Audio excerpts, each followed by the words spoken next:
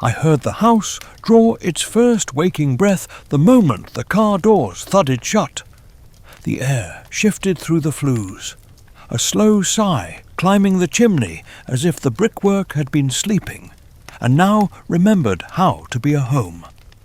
On the porch, the mother lifted a box, awkward with the weight of books and pots, and the 3 children fanned around her like small comets with their own peculiar gravities. I was already there, of course, folded into the wood grain and dust, listening to the old timbers greet new footfalls. A house carries its history in the tiny clicks and groans of its bones, and this one had much to say. My task was simple and impossible.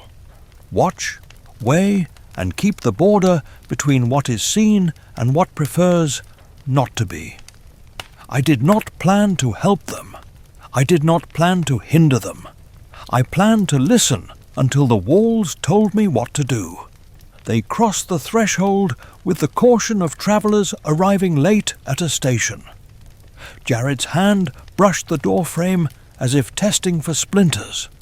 Mallory measured the room like a fencer does distance. Simon knelt to greet the cat carrier, promising adventures to a pair of nervous yellow eyes. Their mother smiled in a way that asked the house for mercy. Dust lifted in soft spirals where their steps disturbed it, drifting upward and breaking apart in the sunlight that fell through the wavy window glass. That light has always been kind in this place. It forgives the peeling paper and the places where a chair leg once scratched a dark arc into the floor. It smooths the years into something like a surface you might dare to sit upon. I listened to the boards tell me about them. Jared, restless as a drumbeat, thrummed the floor with a rhythm that wandered from room to room. Mallory, light on her heels, placed her weight like a person accustomed to balancing more than herself.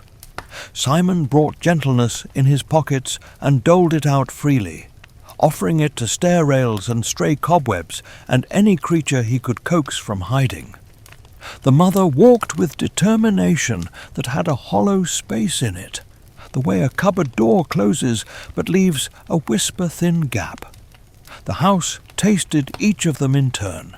It liked the children. It was undecided about the adults. I made a circuit, small and invisible, the way I always do when change enters. In the kitchen, the iron stove sat like a ship at anchor. A cluster of brown-bellied jars still lined the far shelf, their labels flaking: quince, plum, crab-apple. The pantry had bird tracks in flour that no bird had earned. In the dining room, a shadow under the table remembered arguments that had been spoken here and forgiven and sometimes not. Up the main stairs, the runner faded to the ghost of a pattern where many feet had rubbed its flowers into pale memories. The small back corridor smelled of pencil shavings, glue, and old string. That corridor ends at a square wooden door about the size of a breadboard. You could slide a tray through it. People forget houses are full of doors until a door insists on being found. Their first hour in the estate went as first hours do. Doors stuck, a window that refused to be persuaded, a faucet that coughed before it remembered its manners. Simon cheered at the swallow that flashed under the eaves. Mallory asked where the nearest outlet was, and the house pretended not to know in order to watch her figure it out. Jared vanished and reappeared and vanished again, his curiosity wearing many shapes. They carried boxes as if each carton were a promise with a deadline. When a spoon escaped a bundle of towels and rang against the floorboards, I felt the sound in my teeth. You should know something about me. I prefer order that earns its right to exist. The Spiderwick estate once held order as a gardener holds a hedge clipper, shaping things with patient snaps. when Arthur Spiderwick was the master of breath and pen in these rooms, order and wonder did not oppose each other. They worked in partnership like two hands holding twine. He catalogued what hides in hedges and what watches from reeds, and even I, secret as a seed in loam, respected his care. After Arthur left, the house fell into conversations with itself, some pleasant, some sour. Dust is patient, water is stubborn, and time has a way of pretending to forget you, while never taking its eyes off you. I kept the place from tilting too far toward neglect. A small gesture here, a tightened hinge there. I am not heroic, I am faithful. Jared found the parlour first. I heard the low cough the sofa springs when he sat, and the quick lift as he sprang up again. He tried the window latch and peered through the glass toward the yard, where the tall grass shifted like a green sea, and the great old tree at the far edge lifted its limbs to nothing in particular. Mallory dragged a rug, beating a cloud from it, making the afternoon sparkle. Simon unlatched the cat-carrier, and a cautious grey shape flowed out, tail writing sentences in the air. The cat looked at me with the polite knowledge of animals, and then pretended not to have seen anything at all. Wise, that one. The mother called them to the kitchen and let the tap run until the water ran clear. She lined up 4 mismatched glasses and filled them, then paused before she drank, as if she feared the water might pronounce judgment. The house and I withheld our verdict. Children do not choose the wars that move them from one dwelling to another, and so I watched with the kind of tenderness one keeps secret even from oneself. If I shifted a chair to be less wobbly, no one noticed. If I set a dropped nail upright against the baseboard where a careful hand might someday find it, that was my business.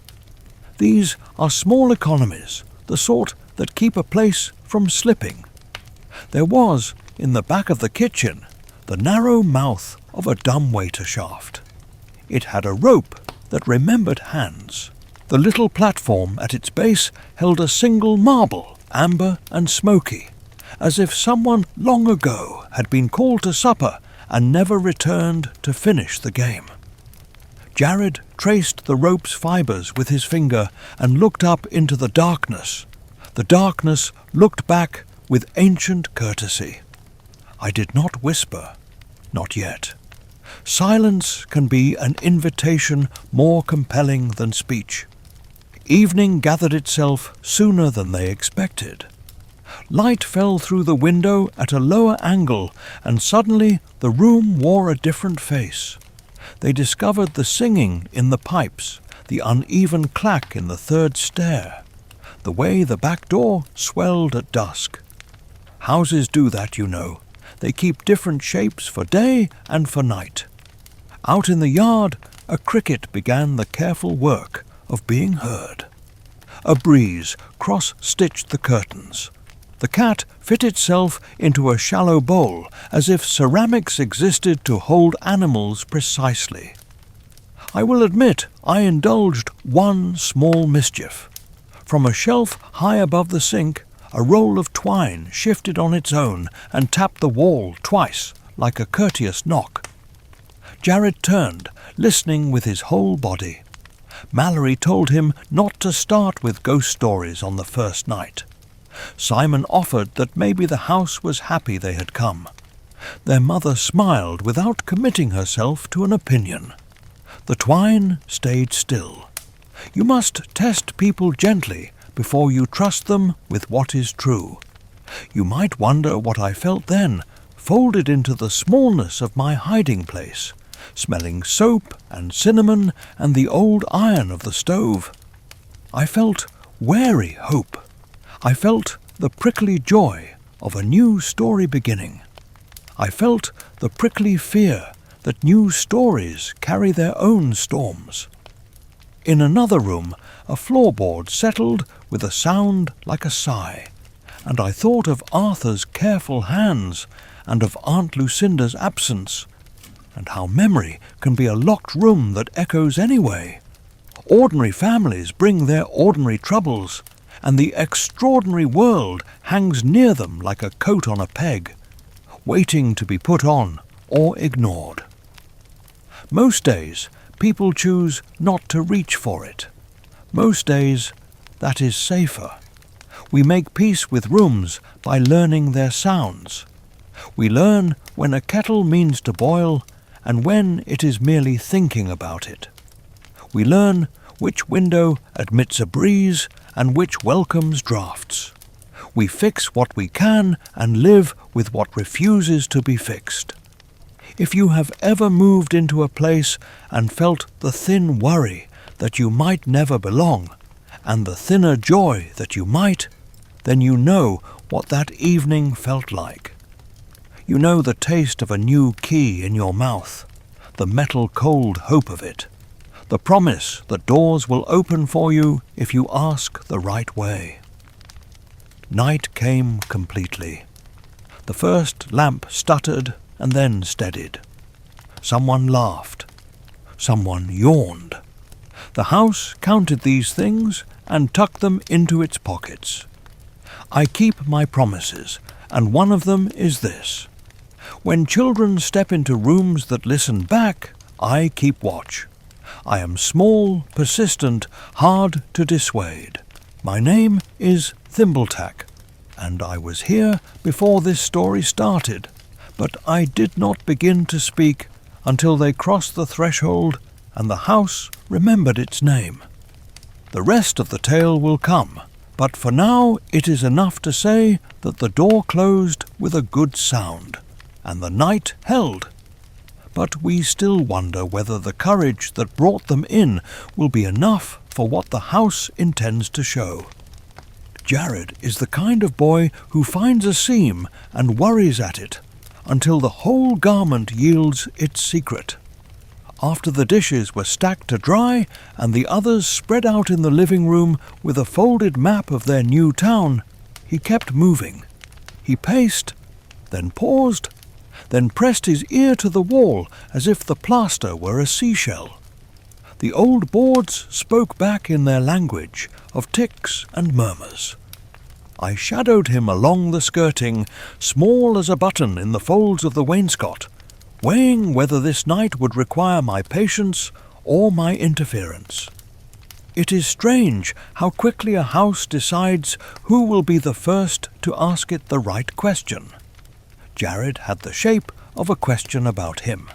In houses like this, curiosity has a sound.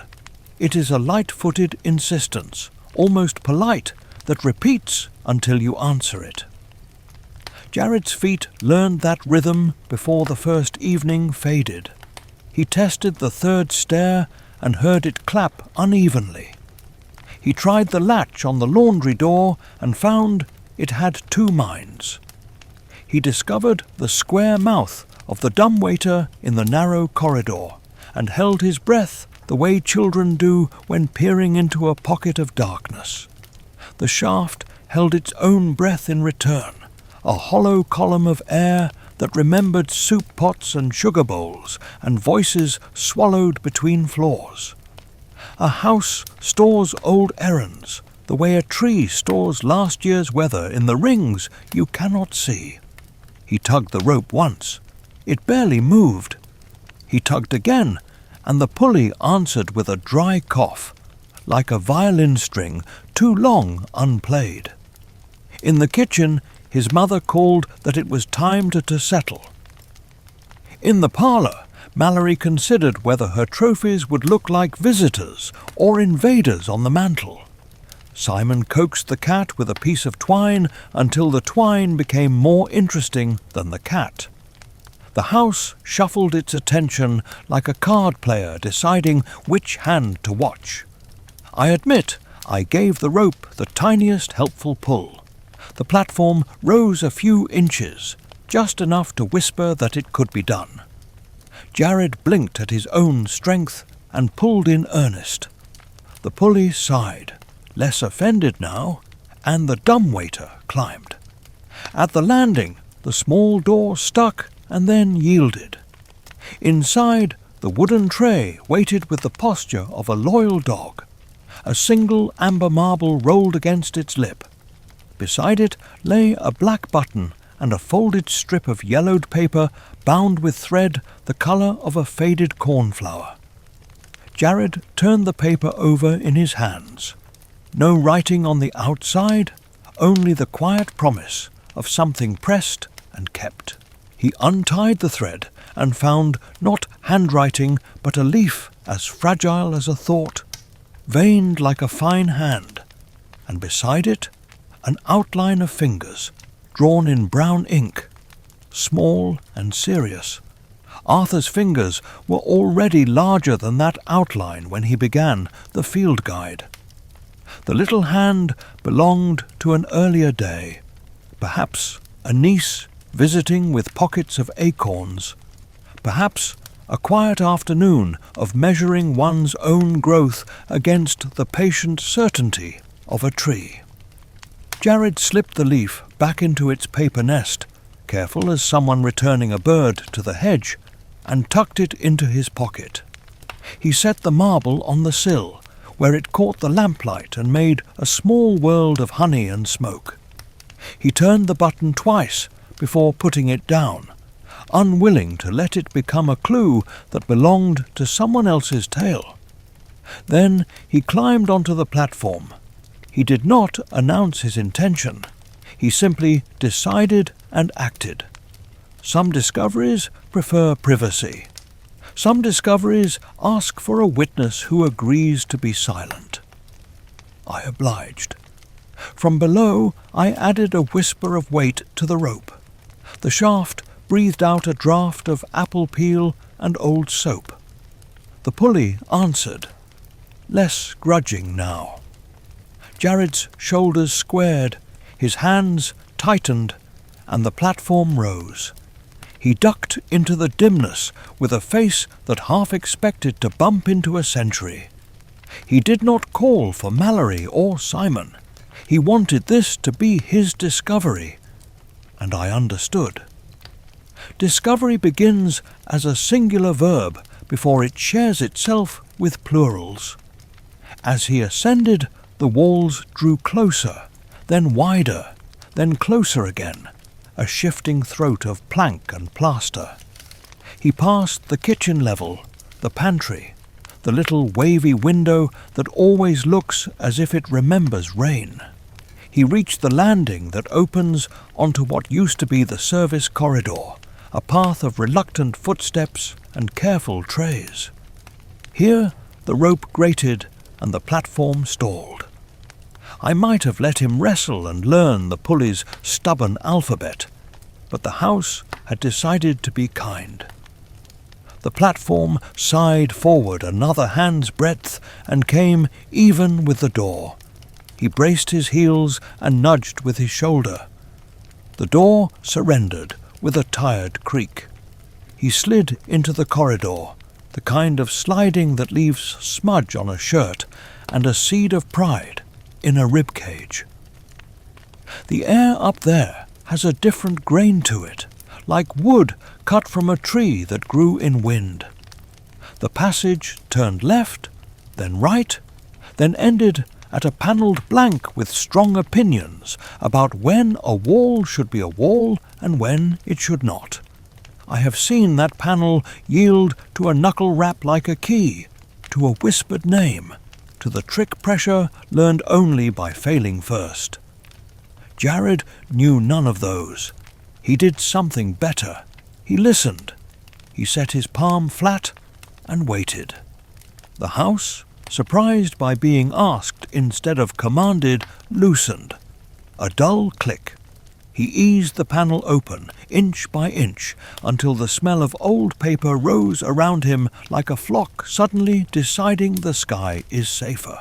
The secret room is not as grand as secrets like to be in stories, but it is faithful to its purpose. A roll-top desk yawns, as if suppressing a yawn. Shelves crowd the walls with spines furred by dust.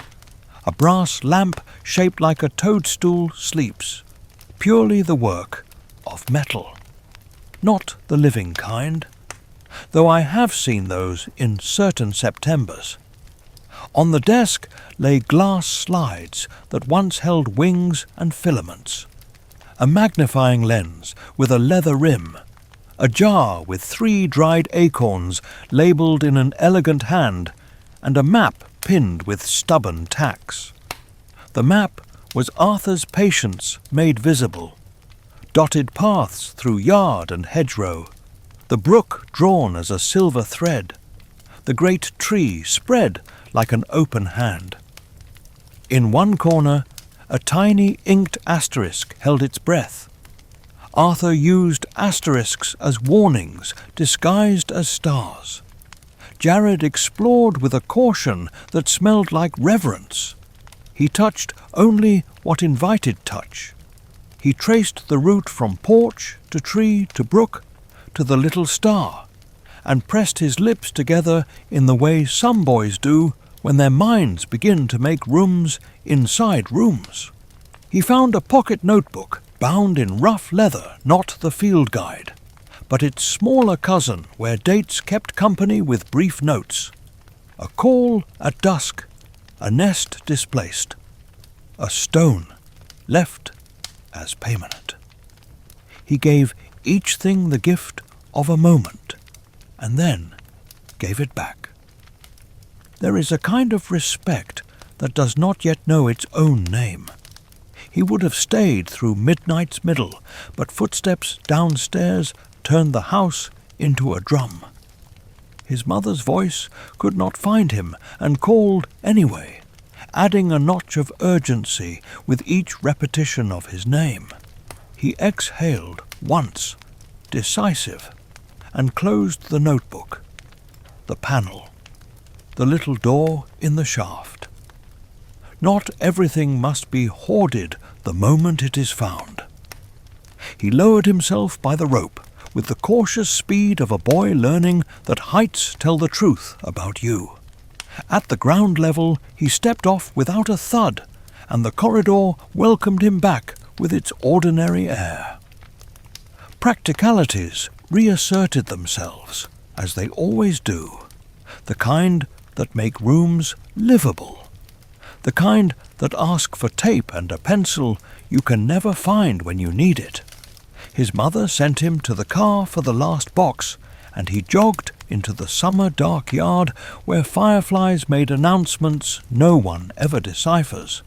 The cat braided his legs like a strip of grey silk with opinions. Mallory declared that the mantle must make peace with her trophies or prepare to be ignored. Simon tucked a blanket into a nest on the sofa and explained to the cat that some adventures start with milk and end with naps. These are the sentences that keep a family from rattling apart. Small, domestic, resolute, and yet the extraordinary waited. I felt it prickle along the baseboards, a crisp attention like static. The shaft remembered the warmth of Jared's hands. The pressed leaf remembered its tree. The map steadied itself against its tacks, considering whether to keep its secrets a little longer. I slipped into the parlour and righted a stack of music whose top edge was misaligned by the width of a hair. One earns the right to be a guardian with small acts repeated until they become indistinguishable from breath. As for warning him, I was not ready. Warnings are only useful when the listener has learned enough to hear their shape. Instead, I left a rhyme where a rhyme would be found, not on paper, not on a card, but in the arrangement of objects on a shelf. The marble at the centre, 2 buttons at its flanks, a nail upright like an eye, a spool of thread making an O. Children see letters in constellations. If tomorrow he noticed, I would know how quickly his mind leaps. If not, I would nudge differently another small order in the drift of the day. We forget, in the bright theatre of a new chapter, that our bodies keep doing humble things. Jared made a sandwich with too much mustard and ate it leaning over the sink. He rinsed the plate as if water might thin his curiosity into something easier to carry. He found a blanket that smelled of cedar and settled on the sofa with the cat heavy as a book across his shins. His mother exhaled a private breath that changed the tilt of the evening. Mallory set her alarm and muttered that dawn has poor manners. Simon counted fireflies by twos and declared the night a success. The house, satisfied for now, reset its breath. Under the sink, a drip resumed its measured counting. In the attic, a forgotten marble rolled, stopped, and agreed to wait. Between the grain of the walls, a name old as the property turned once in its sleep and turned back again. When I am asked how a story begins, I say that it begins twice. Once when the people arrive, and again when the house decides to answer. Tonight we had reached the second beginning, but we still wonder whether a secret found this gently will teach caution, or invite a louder knock from what watches just beyond the windows. Morning thinned the night from the windows, turning the glass into a pale drum that the first birds tapped. Sleep makes houses honest. They creak less to impress and more to stretch. I had been awake all along, keeping to the high runs of the crown moulding, listening for the sound of a choice taking root. Jared woke before the others.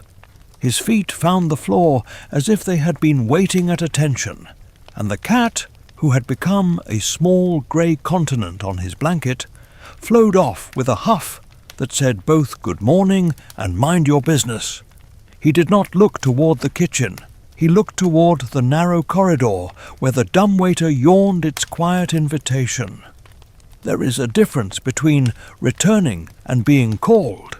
He was called. The rope's fibres seemed brighter in the early light, as if polished by the idea of a hand. He gripped, braced, pulled, and the pulley accepted his determination without protest. If you have ever repeated a task and felt it become a key, then you know the sensation that went up Jared's arms as the platform rose. He stepped out at the landing and made the left, the right, the pause at the panel that is not a panel. Yesterday he had listened. Today the wall remembered the courtesy and obliged more quickly. The click was less stubborn, the seam less shy.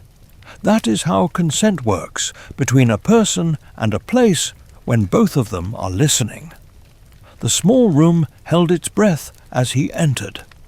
Dust had rewritten the night in pale script along the desk's edge. Jared slid the roll-top an inch, then two, and it relented with the resigned grace of old furniture. Inside, the solemn congregation of useful things. The magnifying lens waited like a round, patient eye. A jar held 3 acorns with hats tipped toward one another, as if murmuring a plan. He lifted a sheet of tracing paper and found underneath it a sketch of wings so meticulously observed you could imagine the quiet thunder they might make if they belonged to something that wanted you to hear them.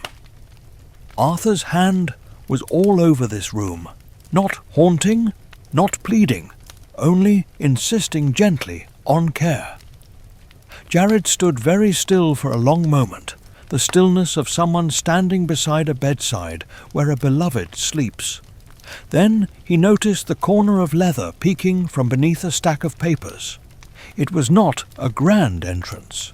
It was the kind the most important books prefer, a modest suggestion of themselves. He slid it free. The cover was the brown of a well-travelled loaf of bread. The spine had the patient creases of work.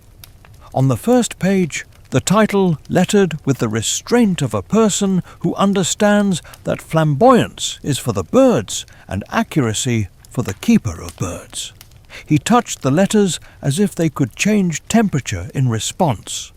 He opened the field guide, not because he had decided to, not because he had weighed the risks, but because curiosity is a muscle that grows when used, and his had grown overnight. The first leaf of the book held a warning, not severe, but clear in its caution, that knowledge without respect is a kind of theft. He mouthed the phrases, hardly breathing. You need no exact quotations from me. It is enough to say the words told him that seeing does not grant ownership, that naming does not make you master, that promises to keep what you learn are part of the learning. He read, and I watched hope and worry trade places behind his eyes. The pages smelled of glue and a certain wild sweetness that books acquire when they have lived among things that grow.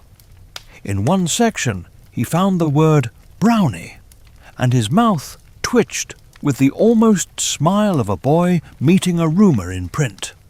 He traced the entry with a fingertip.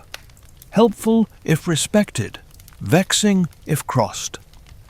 Prone to rhyme when annoyed. He looked up then, quick, as if I might be visible for having just been described. I was not visible. I am not a fact to be pointed at. I am the difference between a chair staying upright and tipping at the wrong moment. Still, I admit I felt the small vanity that comes when one's kind receives fair treatment on the page. He turned to goblins and grimalkins, to sprites and nixies, to a sketch of a whole stone with the smallest note in the margin about its utility for seeing what prefers not to be seen. His finger paused there. He checked the desk drawer and found a shallow wooden tray with 3 stones, one of them pierced by nature's patience into a tiny window. He held it to his eye. The rim left a cool circle on his eyebrow. I stepped back by instinct, though I knew the stone needed more light to do its sharper trick. Even so, the room seemed to adjust its focus, and Jared flinched as if a music too faint to hear had just been played on the back of his neck. He lowered the stone, breathing through a smile that was half disbelief, half pledge. You should know that children often read with their hands as well as their minds. He measured the distance between objects with his palms. He weighed the lens. He stacked 3 paperweights and then unstacked them, counting silently. He placed the stone back exactly where it had lain, because that is what you do when you feel you have been permitted, not invited. I let him do this without interference. Warnings delivered too early are like umbrellas opened indoors. They sour the air without keeping anyone dry. Downstairs, the day began its unromantic chorus. Mallory argued with a zipper. Simon argued with the laws of pockets. Their mother argued with the toaster. These are the arguments that keep families stitched to the world. Jared closed the guide and listened. The house made a sound then that it had not made in years, a ripple of approval that shivered through the joists and steadied the lamp chain into stillness. It is the sound a school makes when a student arrives early and the books arrange themselves to be a fraction more readable. He slid the roll-top shut, eased the panel back into wallness, and retraced his path, careful to leave each hinge with exactly the amount of honesty it had confessed the day before. At the landing, he paused. On the dumbwaiter tray lay a folded scrap he had not noticed yesterday. I had tucked it there at dawn, written in the kind of unhelpful rhyme that puts speed bumps in a racing mind. Not an order. Not even a warning. A suggestion: keep, but keep quiet. Look, but look kindly. Remember that the price of seeing is being seen. He read, frowned, and read again. Rhymes are useful because they lodge. They make themselves easy to carry into trouble. He returned to the kitchen bearing an ordinary face, which is the bravest mask a person can wear when their pockets hide wonders. Mallory asked if he had been out. He said nothing and reached for the bread. Simon asked if anyone else heard the thrum in the wall. The cat, who had no patience with human subtleties, leapt onto the table and sat on the map as if to declare sovereignty over the day's plans. The mother declared that today they would conquer the boxes and then reward themselves with a walk to see the big tree at the far edge of the yard. The big tree had been listening too. Trees hear with their leaves. They also remember who keeps promises. Let us loosen the air for a moment. Simon attempted to butter toast with a spoon and was surprised that it behaved like a spoon. Mallory discovered that her favourite hair tie had learned to teleport. The cat discovered that the butter dish had no defences at all. Laughter pried a little light into the room's corners and left it there for later when someone would need it. These are the pennies in the piggy bank against the hard afternoon. After breakfast, Jared folded the map and tucked it into his back pocket. Not because he needed the drawing, but because he needed the feeling of carrying a plan. When he moved through the rooms now, he did what a reader does after a chapter that speaks to him. He looked again at the ordinary and saw scaffolding for the extraordinary. The hallway's draught became a hint of another passage. The pattern in the wallpaper became a message with missing letters. A crack in a pane turned into a compass needle pointing somewhere small and specific. I have watched many children through the thin veil of houses. The ones who endure are the ones who learn to read both kinds of text. Was he ready for the responsibilities that come with a book that tells true things about hidden creatures and a stone that dilates the world's eyelid? I could not answer that for him. Readiness is not a state we own. It is a posture we practice. Still, I considered whether to make mischief to slow him or to make order to guide him. Mischief preserves safety by causing detours. Order preserves safety by revealing paths. I chose, as I often do, a little of both. In the parlour, I straightened the 3 trophies on the mantel into a neat but slightly wrong symmetry. In the pantry, I placed 2 sugar cubes end to end beneath the lowest shelf, a sign in a language few can read that someone who keeps small treaties lives here. He would return to the secret room. He would open the guide again. He would carry it, perhaps, and that would trouble things, inside and out. But a house like this does not wake a child only to send him back to a smaller sleep. The day awaited them, green and bright as a bottle. The tree at the edge of the yard lifting a hand you could mistake for a welcome if you had never learned the difference between welcome and warning. The line between them is a thread.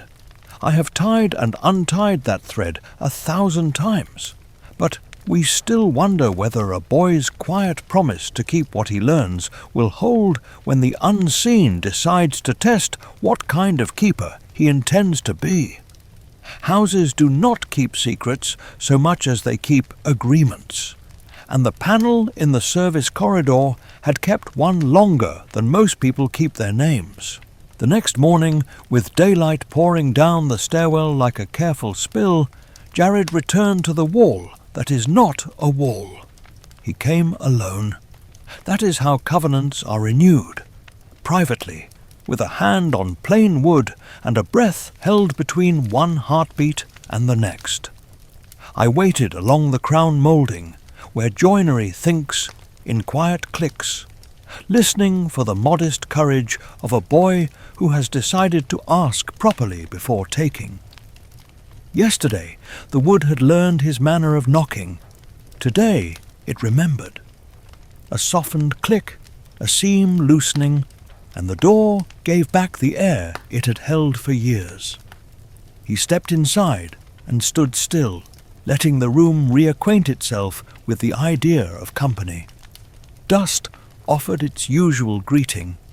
Light, a thin coin dropped through the little window, found the round face of the magnifier and flashed once as if to say, "I am awake as well." He went to the roll-top, lifted it 2 inches, and waited. The tambour slid up with the defeated dignity of furniture that has learned politeness through stubbornness. There is a thing that happens to certain readers when they stand among tools that have been loved. Their shoulders drop, their breathing slows, and their gestures imitate the absent owner. Jared did that now. He straightened a jar by the width of a fingernail and, satisfied, opened the narrow drawer that catches crumbs of a day. Inside lay a pencil sharpened to the dignity of a weapon, a folded scrap with a blot where a sentence lost patience, 2 brass paper fasteners, and a length of string with 3 neat knots. I remember that string. I remember the afternoon it earned those knots. Arthur had been mapping the far hedge where the brook forgets to behave like a polite boundary. A handful of sprites hovered there, glowing only when they thought he was not looking and disapproving, with excellent grammar of being reduced to adjectives. He proposed a truce with sugar and silence. When it held, he tied the first knot. Promises, you see, like to be visible. The field guide lay where Jared had left it. He set his palms on either side as if approaching a shy animal. When he opened it, the pages did not crack. They breathed. He returned to the entry about the stone with a natural hole. He lifted the real thing from the shallow tray, brought it to his eye, and the room righted itself into a sharper honesty. Dust motes put on their true clothes. The fine hairs along his forearm stood up to listen. If he had looked toward the corner where I kept to the shadows, he might have felt the idea of me rather than the sight of me, as a musician sometimes feels the presence of an instrument still in its case. He practiced there, where the worst consequence was a deeper amazement. He traced the butterfly shapes that are not butterflies, the leaf whose underside looks like a script you could spend a lifetime learning and never speak aloud. Between 2 pages he found a pressed violet, darker than sorrow and more cheerful than any joke, and he smiled because flowers make their own argument for being taken seriously. When the stone left his eye, the room softened again into ordinary light, which is not a lesser truth, only a different arrangement of it. His heel touched the board that rocks. He looked down, curious, and tested it again. Rock, settle. Rock, settle. Arthur left it that way on purpose. He prized reminders that no room should be too obedient. Jared knelt and found under the lip of the plank a slip of card no larger than a label. On it, in a precise hand, a maplet. Not the grounds this time, but the upstairs hall with its parade of doors, and the small square of the linen cupboard marked with a star. My eyebrows went up, yes. We have them because I knew that cupboard's habits, and they were unwilling ones. He folded the card into his pocket like a trick and considered whether to explore immediately. Duty tugged elsewhere. A voice from downstairs asked for help with a box that defied the laws of physics by weighing more than its contents. He closed the roll top, returned the magnifier to its circle of dust as exactly as he had found it, and, on the way out, did something that made me forgive him any mischief he has yet to invent. He said, "Thank you," under his breath. Not to me, not to Arthur, to the room. Houses and their rooms hear gratitude as clearly as bells. The linen cupboard was pretending to be innocent when he arrived. It always smells faintly of starch and rain, though no one remembers why. He opened it and regarded the folded towel ghosts that belonged to no one in particular. He slid his hand along the back panel and felt, beneath painted wood, the give of a piece that would prefer to step aside. He pressed, released, pressed again. A tiny click answered. The panel leaned away a fraction. He widened the gap with careful fingers and reached into a throat of shadow, like a breath held too long. He retrieved a tin. It had the polite green of a balm box and the stubborn lid of an heirloom. He teased it open with the edge of a key. Inside, cotton wool nested two things: a small glass vial stoppered with wax, and a folded slip of onion skin paper impressed with the ghost of a seal. The vial held a translucent amber drop, smaller than a tear, large enough to matter.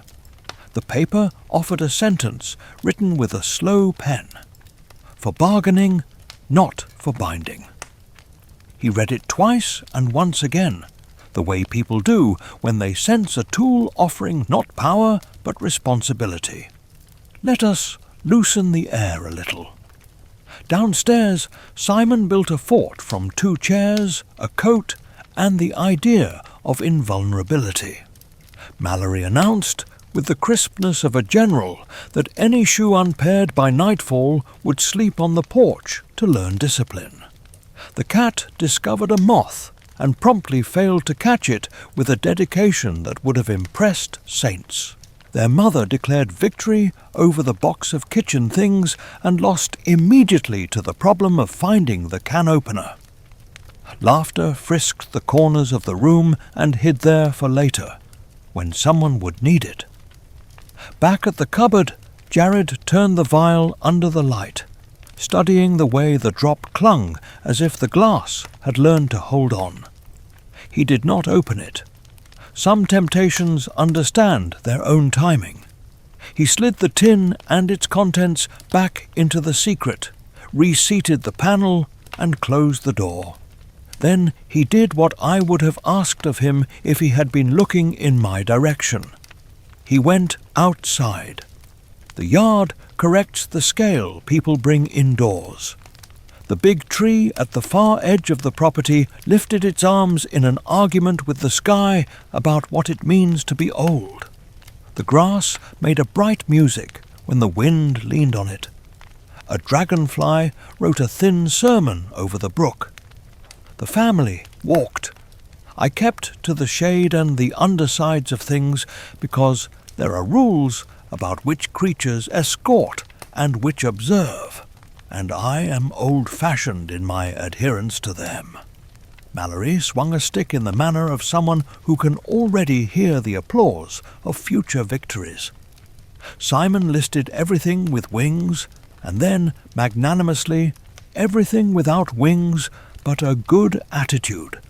Their mother stood underneath the tree and, not quite on purpose, took a breath that reached parts of her she had been ignoring.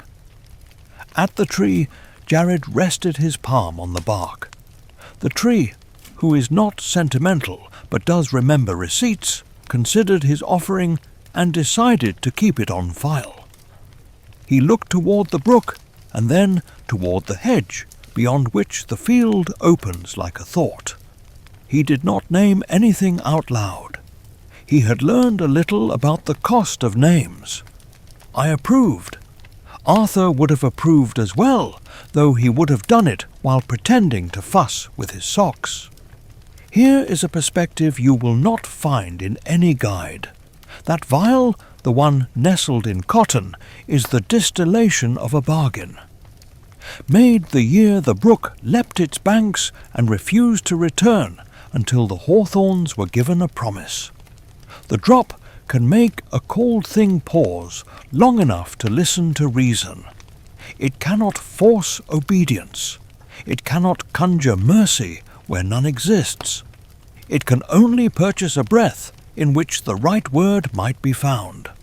Power like that is small and exact. It fits in a tin and rides in a pocket, and reminds the bearer that the world is kept right by moments, not monuments. They returned when the light became the kind that flatters old paint. Evening settled its tools in place. The rope in the dumbwaiter shaft hung straight. The panel remembered how to be silent. The maplet waited in Jared's pocket like a reminder whispered from the future to the past. I polished a thought and put it back on the shelf. I would have to warn him more plainly, and soon. Mischief turns sour when stakes rise. Rhyme becomes inadequate. There are moments when a guardian must declare the shape of danger before danger declares itself. But we still wonder whether knowledge that slips through a courteous door can stay gentle when the world outside decides to knock with a fist. Dust is a patient archivist. It files away what people forget and then sits there, uncomplaining, until someone worthy comes to retrieve it. The study had let itself be filed. That morning the light entered in a slant that made every mote a tiny confession.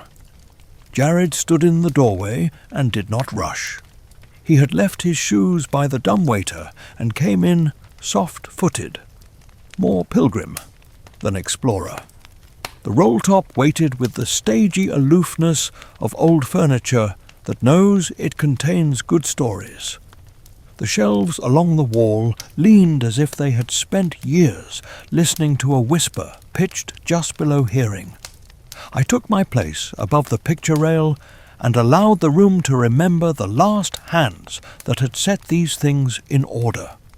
Arthur's presence persists in the way his tools insist on right angles. On the desk, 2 glass slides lay perfectly parallel, as if the night itself respected their geometry.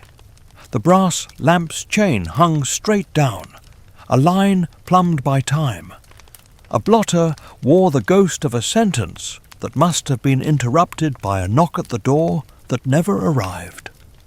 Jared lifted the magnifier and breathed across the glass to wake it, then wiped it dry with the corner of his shirt, in a gesture so plainly careful that the room forgave the improvised cloth without complaint. He began with the top drawer, where pencils and specimens often negotiate territory. The pencils had been sharpened to quiet spears. Between them, a folded strip of paper waited like a shy animal. He opened it. Inside, a sketch.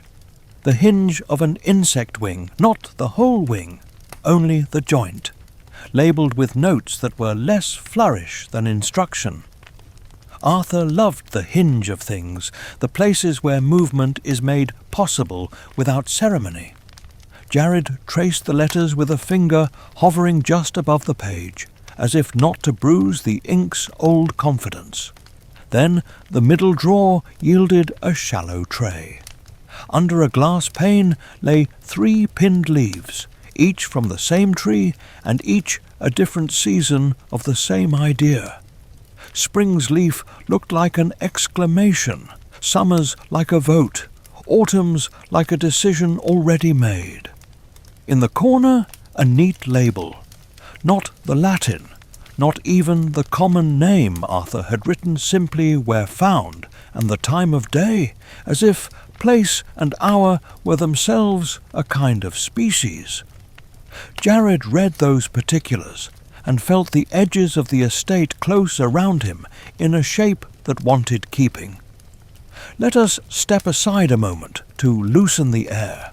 Downstairs, Simon declared that boxes multiply when you look away. Mallory proved that a fencer can, in fact, fold fitted sheets if she treats the elastic like an opponent with poor footwork. Their mother, triumphantly locating the can opener, hosted a brief ceremony for beans that deserved medals for service. The cat discovered a sun-warmed rectangle and immediately pretended he had known about it first. Back in the study, Jared discovered the sort of small inventory that makes a working mind visible. 6 paper clips linked, then unlinked. A twist of red thread tied to a brass key. A single black feather no longer than a match, iridescent in a way that did not boast. He tried the key in the desk's little side cabinet and felt, rather than heard, the click of a lock that was grateful to be used again. Inside lay a portfolio bound with a faded ribbon. He untied it with both hands, like someone returning a borrowed book, and revealed a dozen sheets of drawing paper, each bearing an image that refused both the vulgarity of spectacle and the laziness of vagueness. Here was a sketch of a brownie's nest, which is to say not a nest at all, but a schematic of hiding places inside a house. The warm crook above a pipe, the hollow behind a wall brace, the shelf no one dusts. In the margin, a note in a small hand. Gifts left are not wages, they are acknowledgements. Jared read that twice and glanced, quick, to the corner where I was not visible. He turned the sheet and found another drawing. A pebble with a hole, inked with a little arrow indicating how to hold it to the light. Beneath, a caution about seeing without speaking and speaking sparingly even when seeing. He breathed in, and I watched the part of him that likes to learn the pleasures of standing still. He moved to the shelves and touched only with his eyes. The spines announced journals, notations, field reports, tidy armies of attention. One, bound in faded blue board, had a scrap of string peeping at the top like a stubborn plant. He eased it out and found a page where a neat hand had written a short observation about a brook, whose voice changed at dusk, and a warning about stones that look like stepping stones and are not. He closed it gently. He was not yet greedy. Greed has a temperature. The room stays a better room when it does not rise. Now, a detail that belongs to the world beyond this one room made itself known. The guide, that brown loaf of a book, sat slightly askew because last night's air had swollen its boards just enough to argue. Jared straightened it. His thumb found a notch worn by a thumb older than his.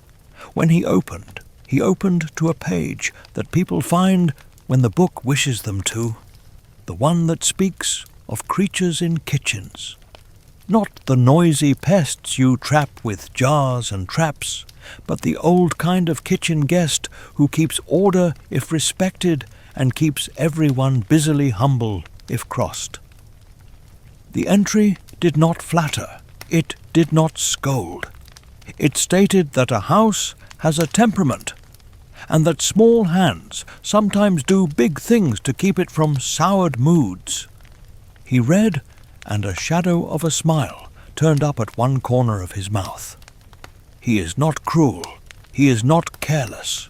He knows the difference between a prank and a principle.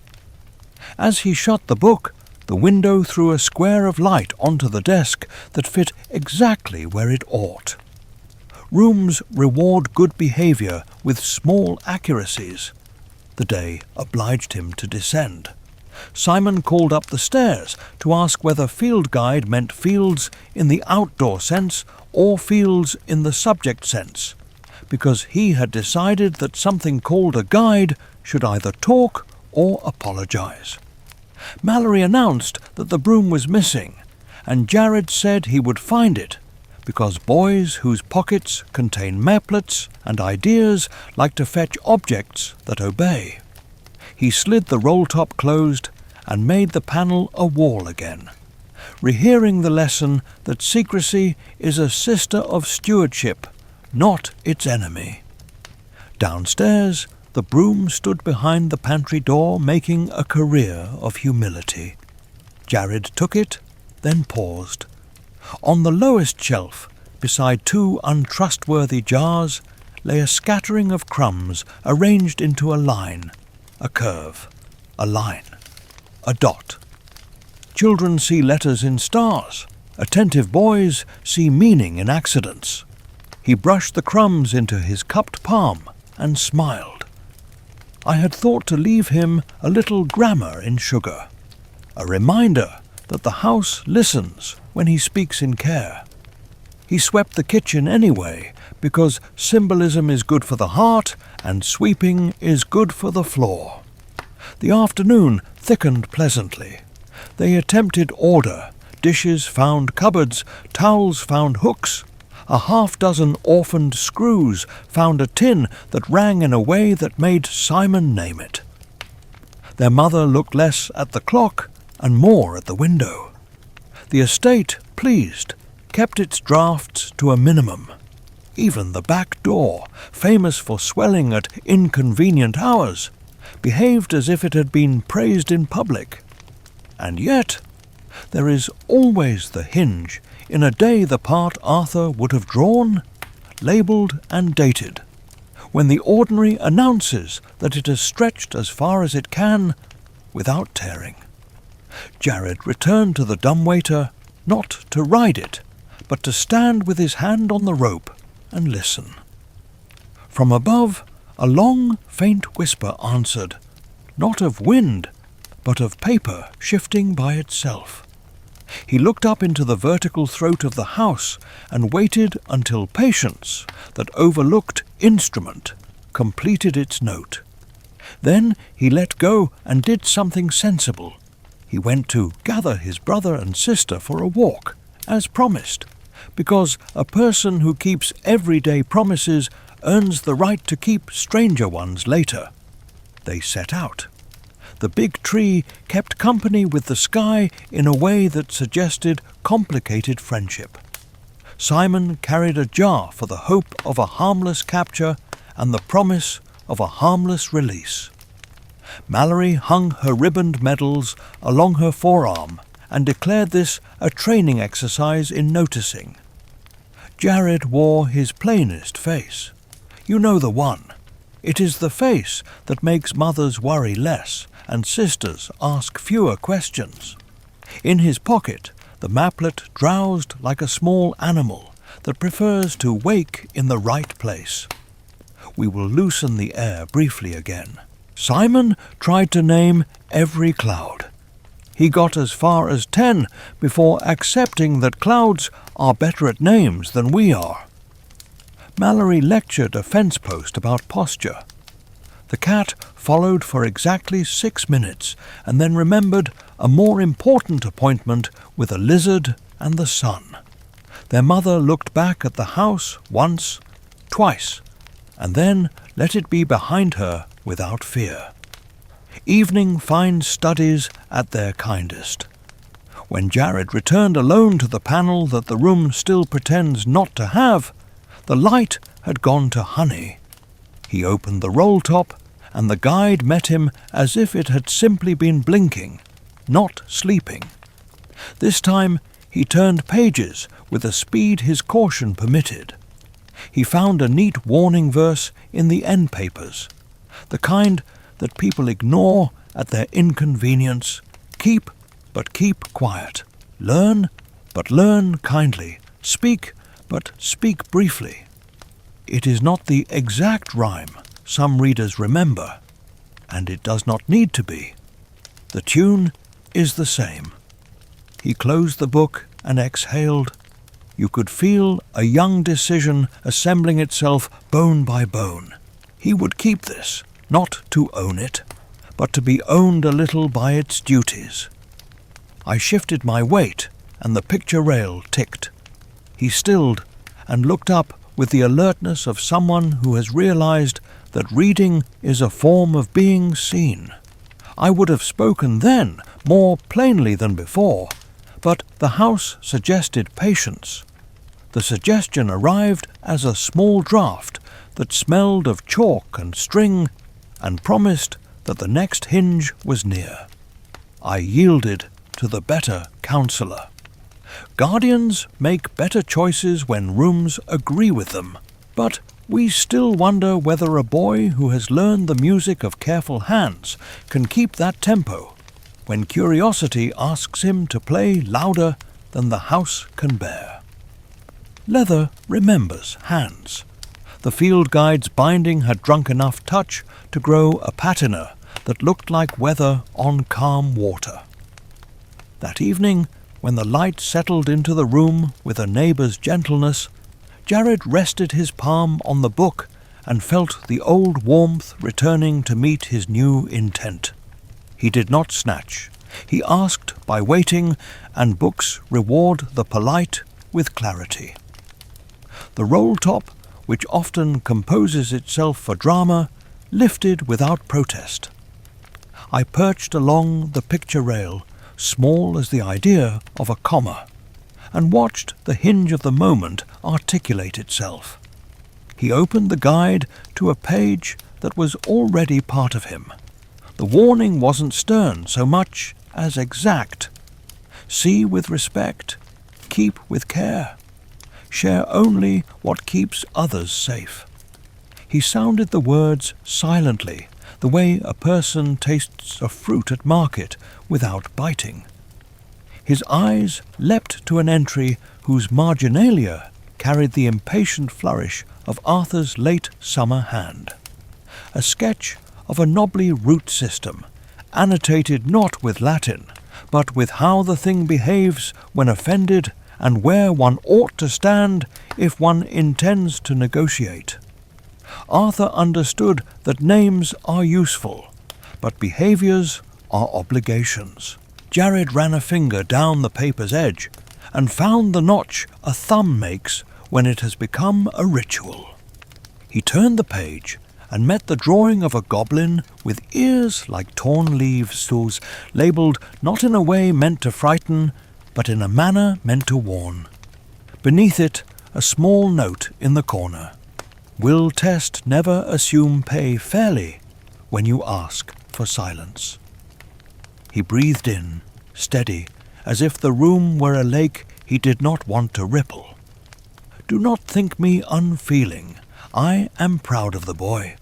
Pride is a small blaze that does not wish to be caught watching itself burn. I felt it anyway. Arthur had once said, in the strict privacy that exists between a human at his desk and the not quite empty room around him, that he preferred children who asked questions properly to adults who pretended not to see. He would have liked Jared's hands, which learn first and then tell the mind what they know. Jared searched for a particular page. He did not yet know it was the page he sought, but the book knew. The thin window stone with its natural hole at the centre was described again there, more as method than marvel. It is not a wand, the margin insisted, but a lens. The difference matters.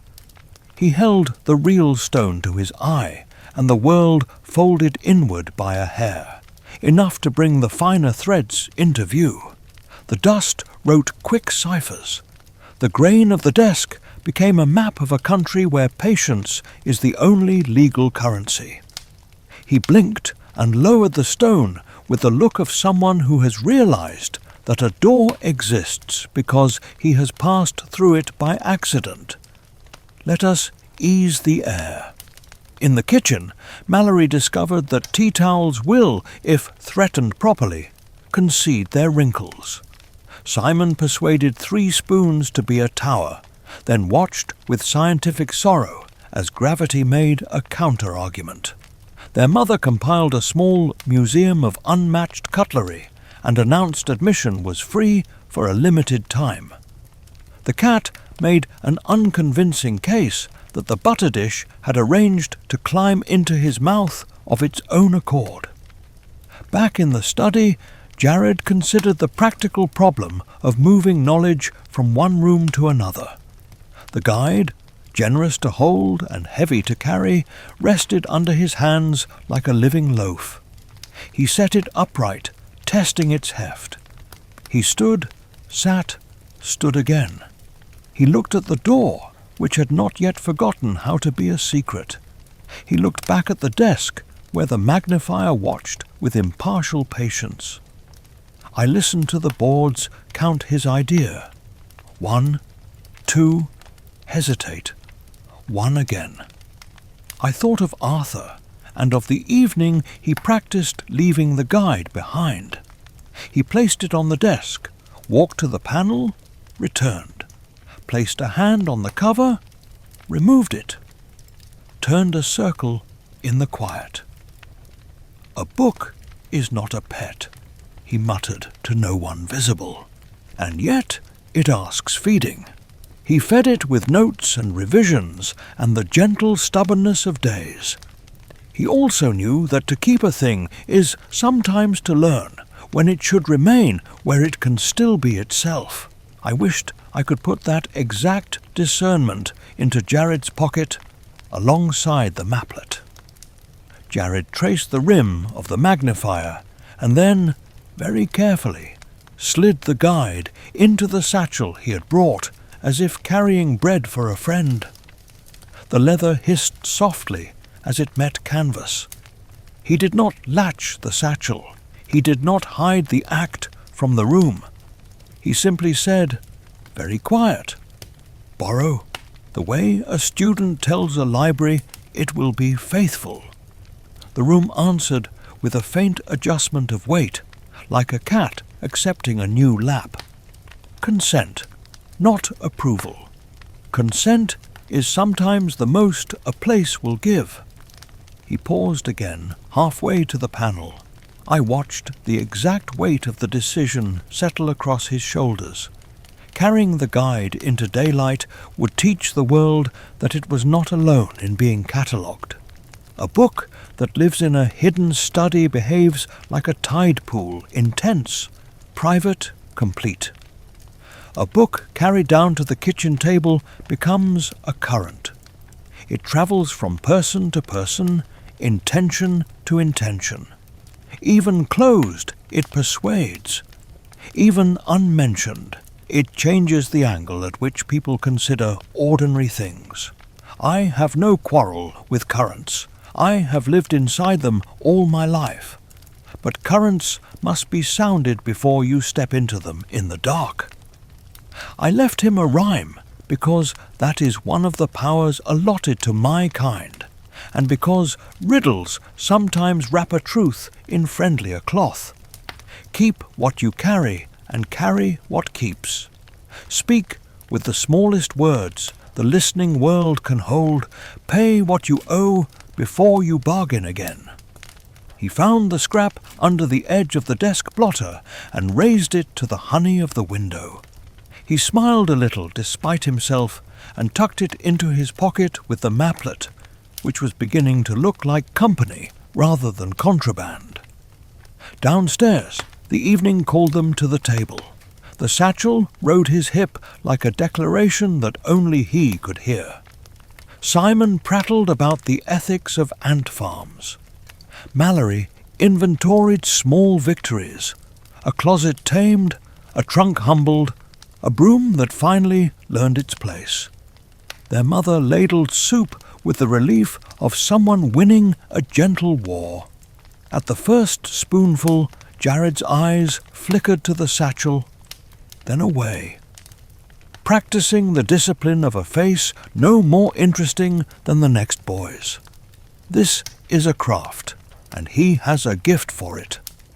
When the dishes were done, and air had cooled to the kind you can trust, Jared returned to the corridor. The dumbwaiter rope kissed his palm as he passed. In the study, he set the guide on the desk and opened it as one opens a window. He began to copy from an entry with the diligence of a scribe who believes that writing is a form of carrying without stealing. Names, nodescriptions, yes habits, borders, bargains, always. He copied slowly, pausing between lines to let the words develop their proper thickness inside his head. I could have spoken aloud then. A plain warning would have been justified. The corners of the house listened with me. Somewhere in the yard, the big tree counted the day's wind and filed it. The brook turned in its sleep. The hedge-dwellers muttered their usual treatise, and a long ear, the torn-leaf kind, tilted as if catching a new frequency in the air. When a book like this moves, rustles on a desk under a different pair of hands, the world that despises being named stiffens its back and says, "We noticed."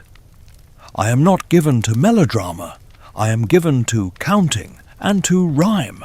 I counted and found the number leaned toward trouble if we did not manage it. Let us soften our step again. Simon practiced coin tricks and dropped half his allowance into the abyss behind the sofa, then pronounced himself a philanthropist. Mallory composed a treaty with the cat regarding upholstery. Their mother folded the day's fatigue into a square and set it on a shelf to be dealt with later. Ordinary mercies everywhere. Back in the study, Jared closed the guide and held it for a breath that lasted longer than habit. He looked at the satchel, then back at the shelf where the book had not lived for a long time, then at the desk where it always felt correct. He compromised. He slid the book into the satchel for the night, but he left the satchel in the study, as if to admit that his courage should not gallop ahead of the house's patience. This is a kind of wisdom, to let your want rest within reach of your restraint. I let the cornice tick to praise him. He looked up, smiling the way people smile to themselves when they have kept a promise no one asked them to make out loud. He extinguished the lamp with a practiced breath. In the dark that followed, the room did not feel abandoned. It felt agreed with. But we still wonder whether the line between borrowing and taking will hold its shape when the night learns the book's new habit of moving. Night gathers its pages differently from day. In daylight, the house reads itself in paragraphs. Long, sensible, forgiving. After sundown, the text breaks into lines, each line ending where a shadow begins. That is the hour when rhyme does its best work. I had tried courtesy. I had tried silence. The book's leather had learned the shape of Jared's decision, and the world outside had adjusted its ear to listen for a rustle that did not use to travel this far. So I did what my kind have always done when sense fears it will be mistaken for scolding. I made a verse. Rhyme is not magic. Rhyme is a handle. I chose 3 objects and the space between them. A button, a spool, a bent nail. I placed them on the pantry shelf where an attentive boy would come for the comfort of bread and butter.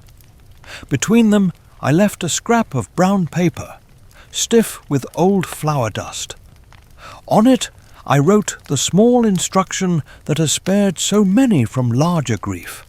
Read if you must, but read with your breath small.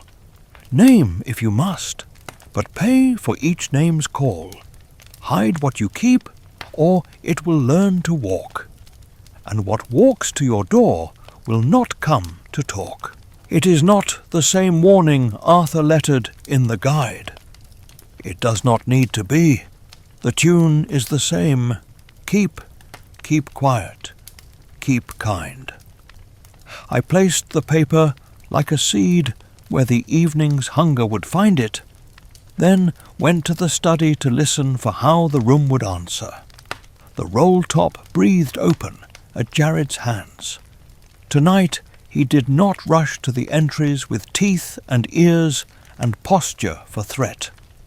He returned to the gentler pages, the ones about the house's hidden people, the kitchen's old treaties, the string of small courtesies that make a life alongside the uncounted possible. His thumb rested in the notch as if it had its own memory. He reread the paragraph that states, plain as a plumb line, that a brownie turned sour becomes a boggart, and that the fault usually belongs to the people who should have known better. His mouth made a careful line. Respect is a habit you put on before trouble. He was practicing. From outside the wavy glass came a thin sound like a fingertip along a bottle's lip. Not a knock, not a scrape. Just the idea of a tension gathering itself. He lifted the whole stone to his eye and let the room tighten into clarity. The desk's grain complicated into a terrain of hills and gullies. Dust wrote a quicker script. He turned, slowly, toward the window. The glass in the stone's circle was crowded with faint gleams where no light should have been. Eyes, many, patient, not yet brave.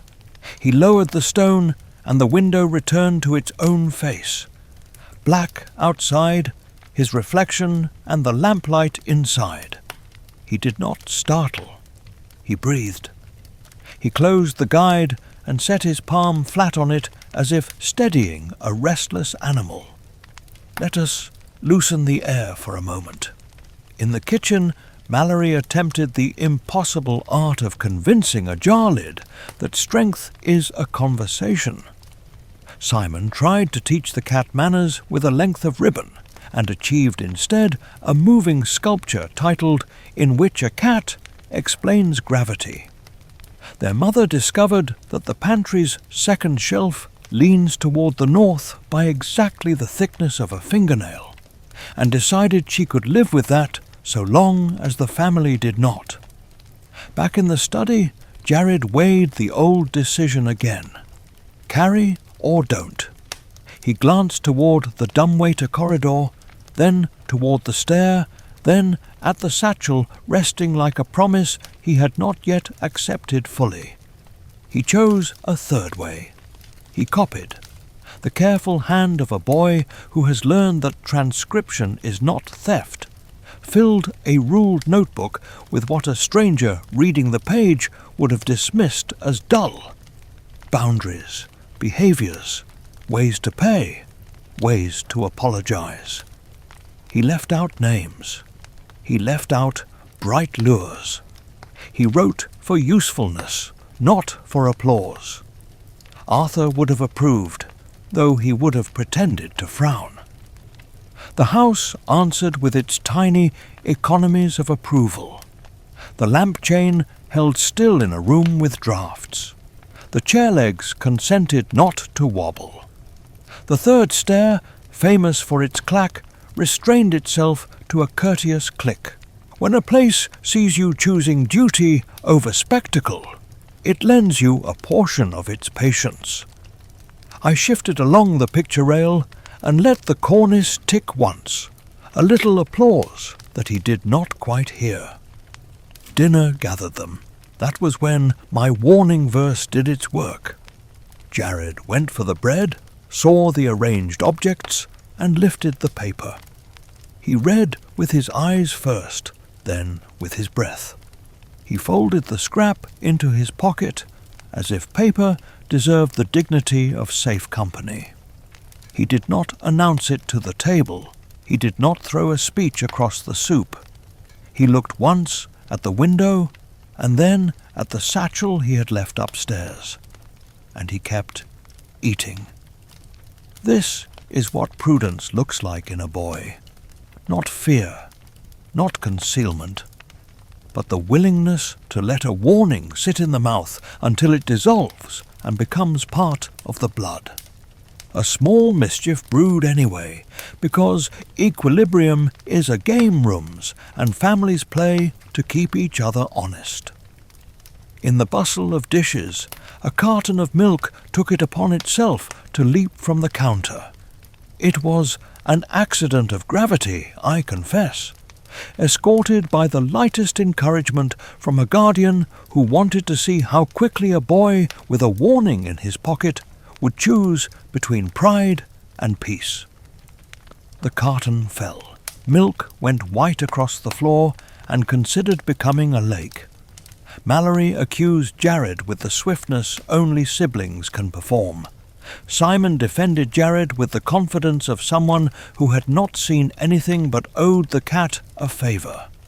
Their mother, whose patience had already done a full day's work, turned and said Jared's name in the tone that asks an unfair question. "Will you be the culprit if it helps us move on?" He could have argued. He could have lit the air with those quick sparks that make kitchens late. He did something better. He stepped into the lake of milk, said, "I've got it," and reached for the rag. He wiped in slow circles, the kind that turns spillage into history. He wrung the cloth, refilled the bowl, kept at it until the floor shone the way.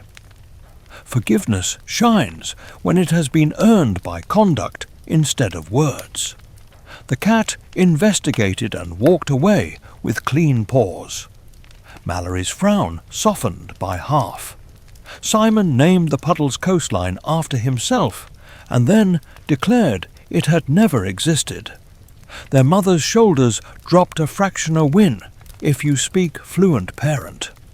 I righted a teaspoon on the counter and released the breath I had not admitted to holding. I am not a judge, but I keep records. This went into the right ledger. Later, when the dishes had stacked themselves into friendly towers and the kitchen's heat thinned into evening, Jared returned to the study. He did not light the lamp immediately. He stood by the window and listened. Outside, the bottle's singing sound returned, a little closer. He lifted the whole stone. The world inked its lines darker. Between the hedgerow and the corner of the porch, a shape leaned too long into a shadow. Not large, not solitary. When one eye in the hedge admits interest, others take it as permission. He lowered the stone and closed the curtains as if closing a book on the wrong chapter. He set the guide in the satchel and then, after a breath long enough to be counted, took it back out and returned it to the desk. He spoke one word to the air. Later. The room agreed with the kind of quiet that makes agreements keep. He placed the notebook of copied cautions into the satchel instead, and buttoned its flap. Carrying a mirror of the guide is safer than carrying the guide, as long as the mirror chooses to be humble. Let us loosen the air one last time before the night turns itself. Simon produced a coin from behind Mallory's ear and almost convinced her that physics is optional. Mallory threatened kindly to fence him with a broom if he persisted. Their mother wrote a grocery list in the good pen because it made her remember that some lists grant more permission than they impose. The cat chose the roll of twine as a nemesis and lost with dignity. When the house settled at last, I climbed, small and precise, to the spot above the study door, where the plaster hairline crack writes its old, calm sentence. I considered the ledger of the day. We had the book in its rightful place, the copy in a boy's satchel, a warning folded into a pocket, eyes at the window learning patience, and a family practicing the gentle arithmetic of living together. It is not safety, but it is the shape safety prefers before it has to become bravery. There is still a hinge to come. Rhymes can usher a boy to the threshold.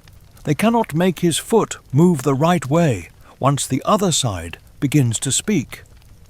Outside, the hedge shifted, and the bottle note stretched into something more like breath held too long. I felt the wooden bones around me consider the old agreements and decide to keep them if the boy kept his. But we still wonder whether a warning, politely read and properly pocketed, can hold its line when the night insists on turning caution into a conversation. Dawn set about its plain work, and the house obligingly remembered how to be ordinary. The floorboards went back to their honest creak. The kitchen window took up its old habit of misting in a corner, and the pantry breathed flour and peppermint the way an elder breathes stories into a room. Jared came down with the quiet of someone who knows that silence is not emptiness, but invitation.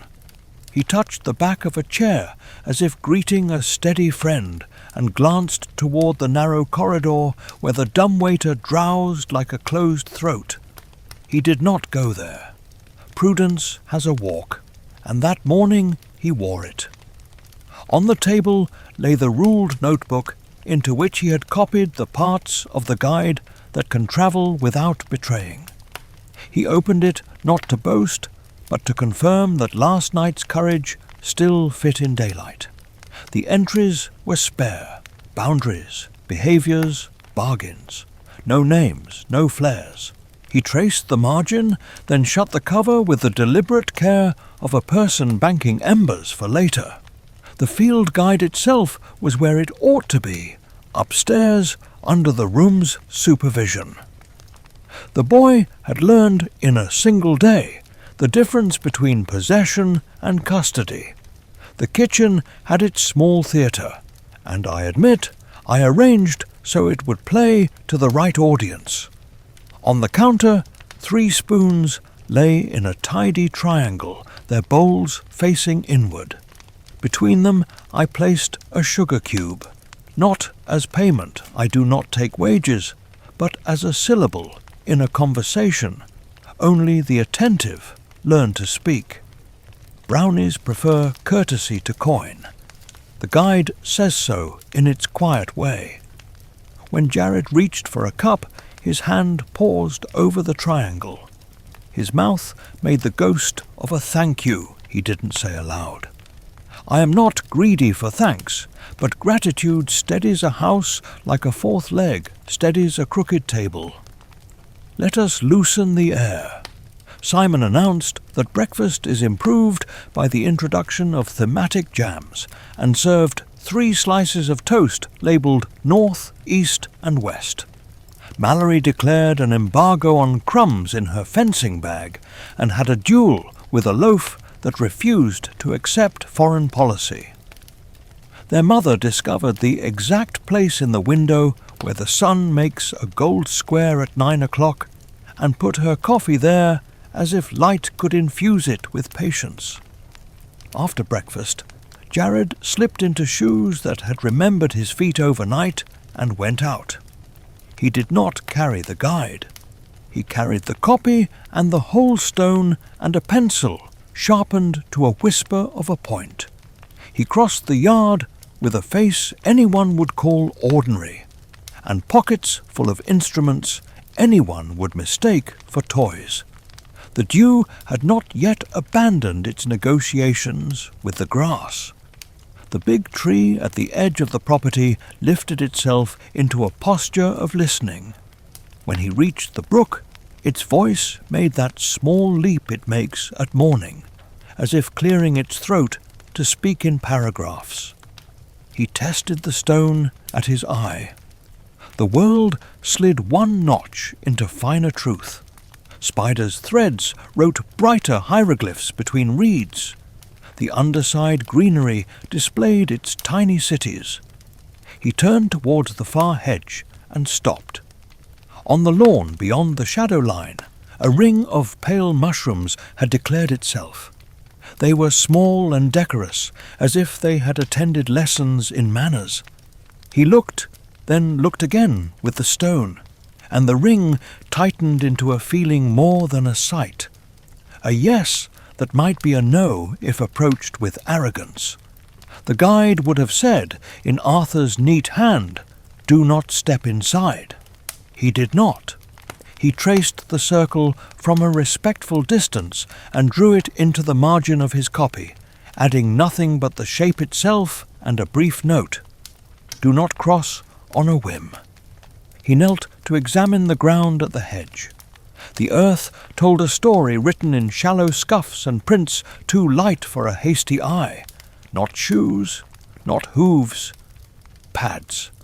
The kind that belong to little hunters who prefer not to be named. He did not measure. He did not speak their probable name. He made a drawing of absence instead, labelling the negative space where a toe had not pressed and a heel had not bothered to be. Knowledge can be carried as a refusal to pretend certainty you have not earned. A dragonfly took up a patrol like a thread of blue wire. The morning was kind.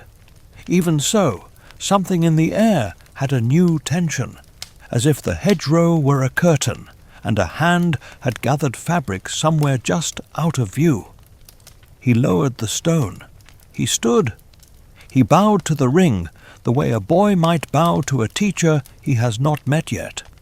The mushrooms, being mushrooms, offered no opinion. That did not make the courtesy wasted. He returned by a path that knew his name. On the porch he paused, thinking not of boasting, not of alarming, but of laying groundwork. The guide is plain on this matter. Where unseen hands keep small order, small acknowledgments, keep peace. He went to the pantry, found a saucer with the discretion not to shine, and poured a thimble's worth of milk. He added a fingertip of honey, not because rhyme requires sweetness, but because gratitude does. He placed the saucer behind the flour bin, out of the way of careless feet and hurried days. He did not leave it like a command. He left it like a promise. For a boy who has not met me on purpose, he has an instinct that would have pleased Arthur. Some histories record offerings as if they were bribes. That is lazy. If you have lived in a house long enough to hear the beams, adopt your worries, and the hinges accept your laughter, you know offerings are acknowledgments. I tasted the milk with the exact obedience that keeps old agreements from fraying. The honeywell chosen carried summer across my tongue and woke a part of me that stories do not always reach. I set the saucer back with a neatness bordering on fussy and went to put other things in order. A stack of letters aligned, a frayed cord knotted once more, a door persuaded to close without complaint. Payment is not a word I allow, but reciprocity-ous. Reciprocity is a language I can sign with both hands. The day moved.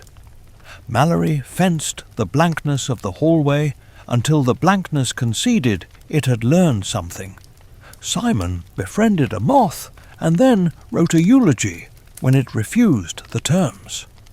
Their mother found a nail that had been threatening the stair-runner and hammered it back with a satisfaction that startled even the hammer. Jared kept returning to the notebook, not to luxuriate, but to refine.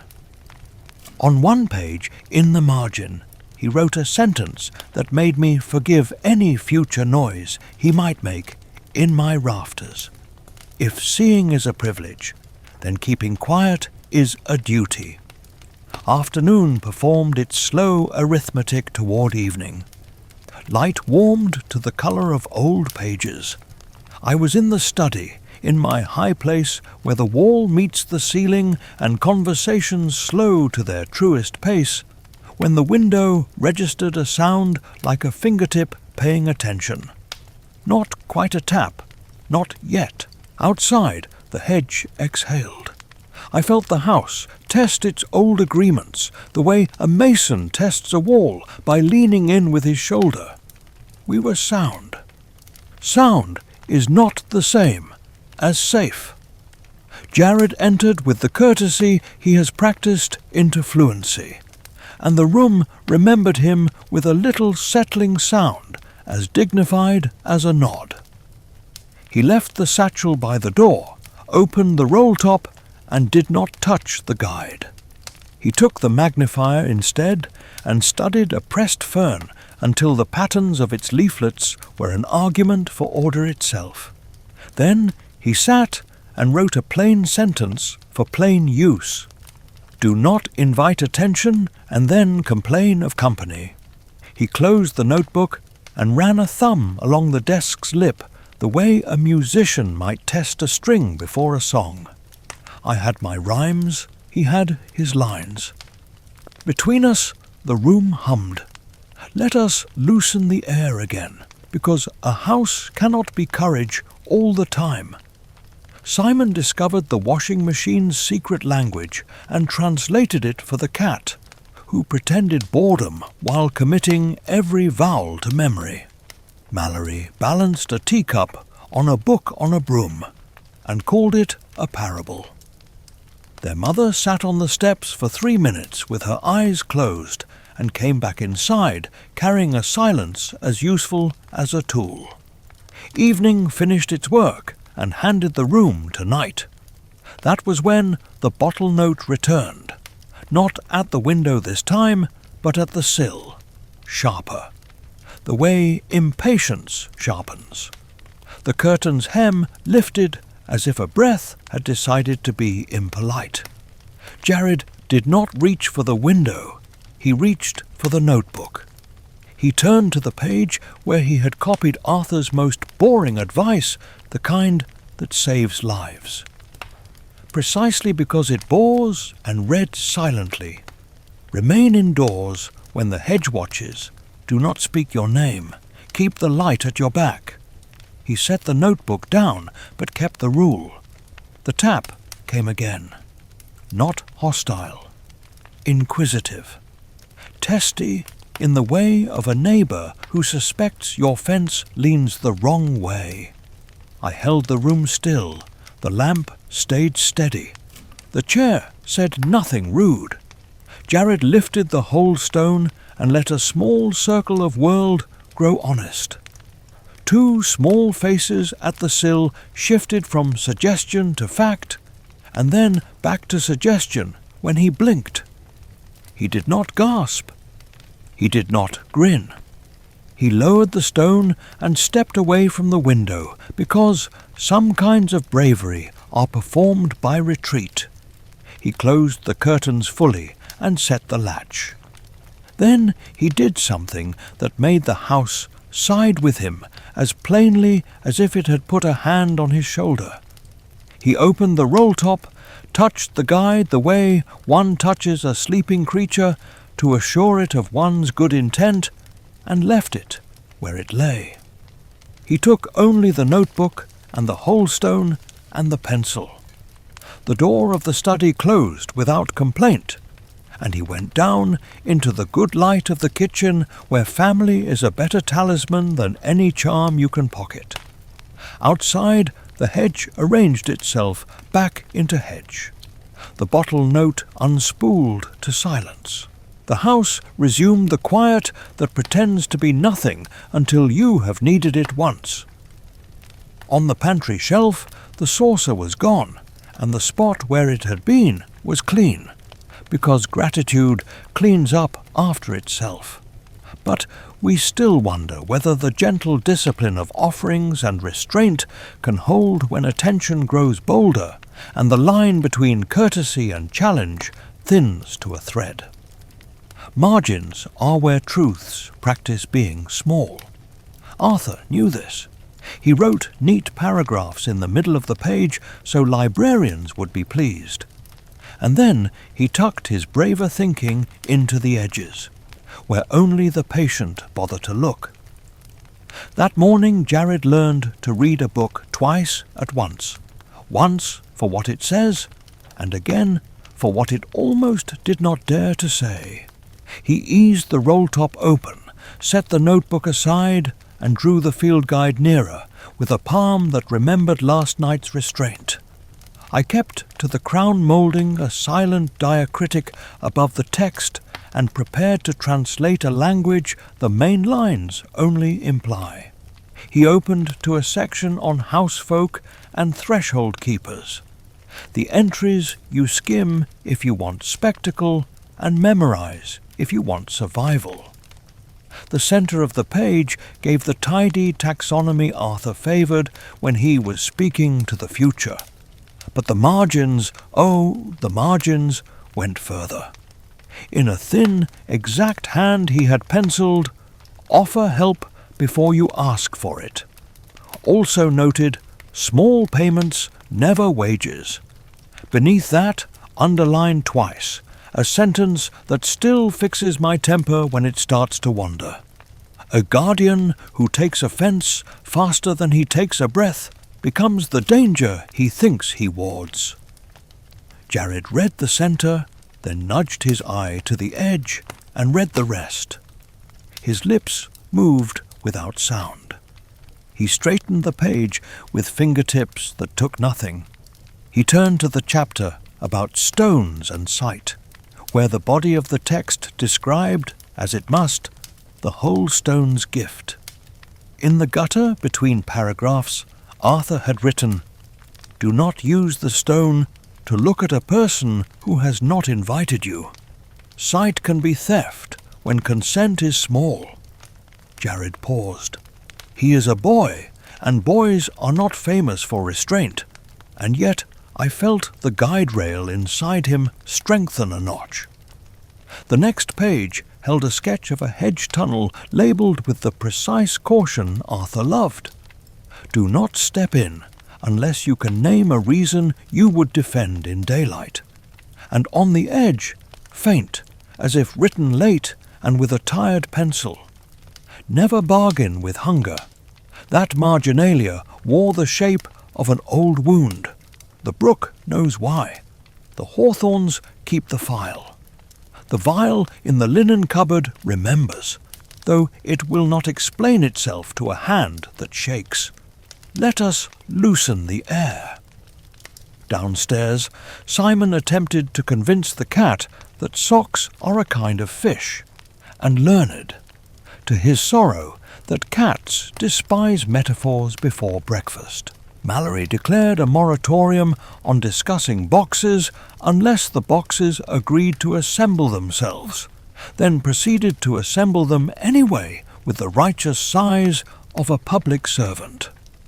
Their mother found that the clock in the front room runs 7 minutes fast, and decided in a private treaty to let it lead on days when the family needs rescuing from itself. Back in the study, Jared traced an underlined phrase with the back of his nail. "Salt is honest.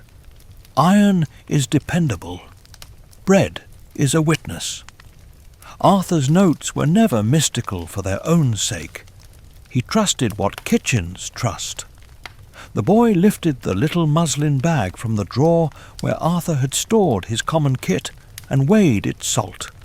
Beside it, a short nail, iron a whisper of rust. He did not pocket them.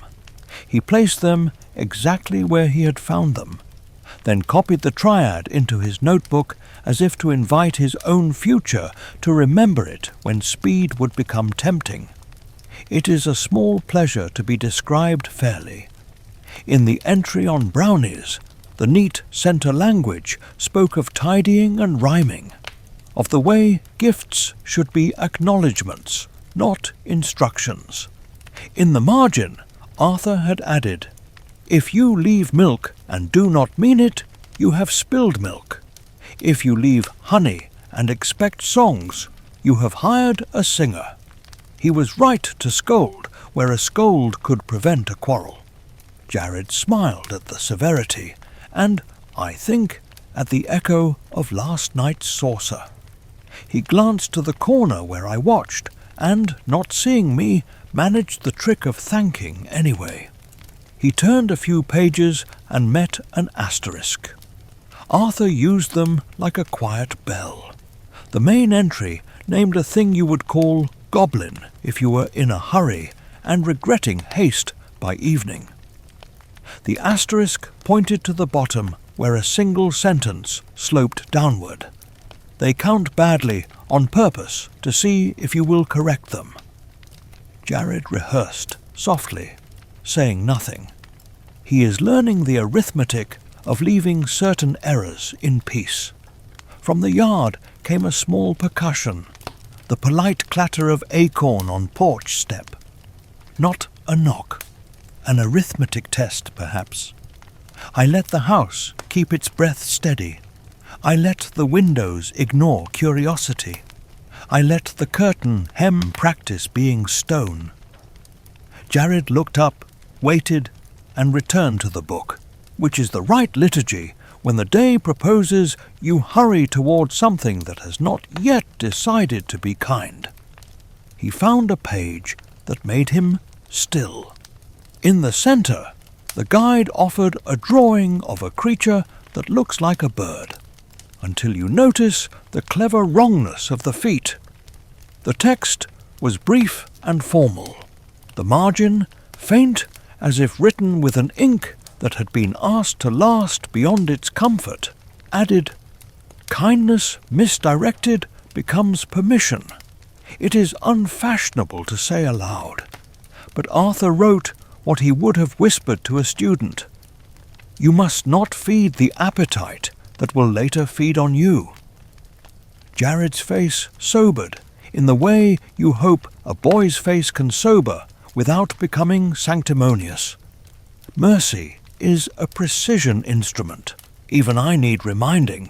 There is a note about Aunt Lucinda only, her initials, LS, because Arthur loved discretion tucked into the gutter beside a sketch of a tree that anyone would recognize if they had ever stood under it and tried to feel old enough.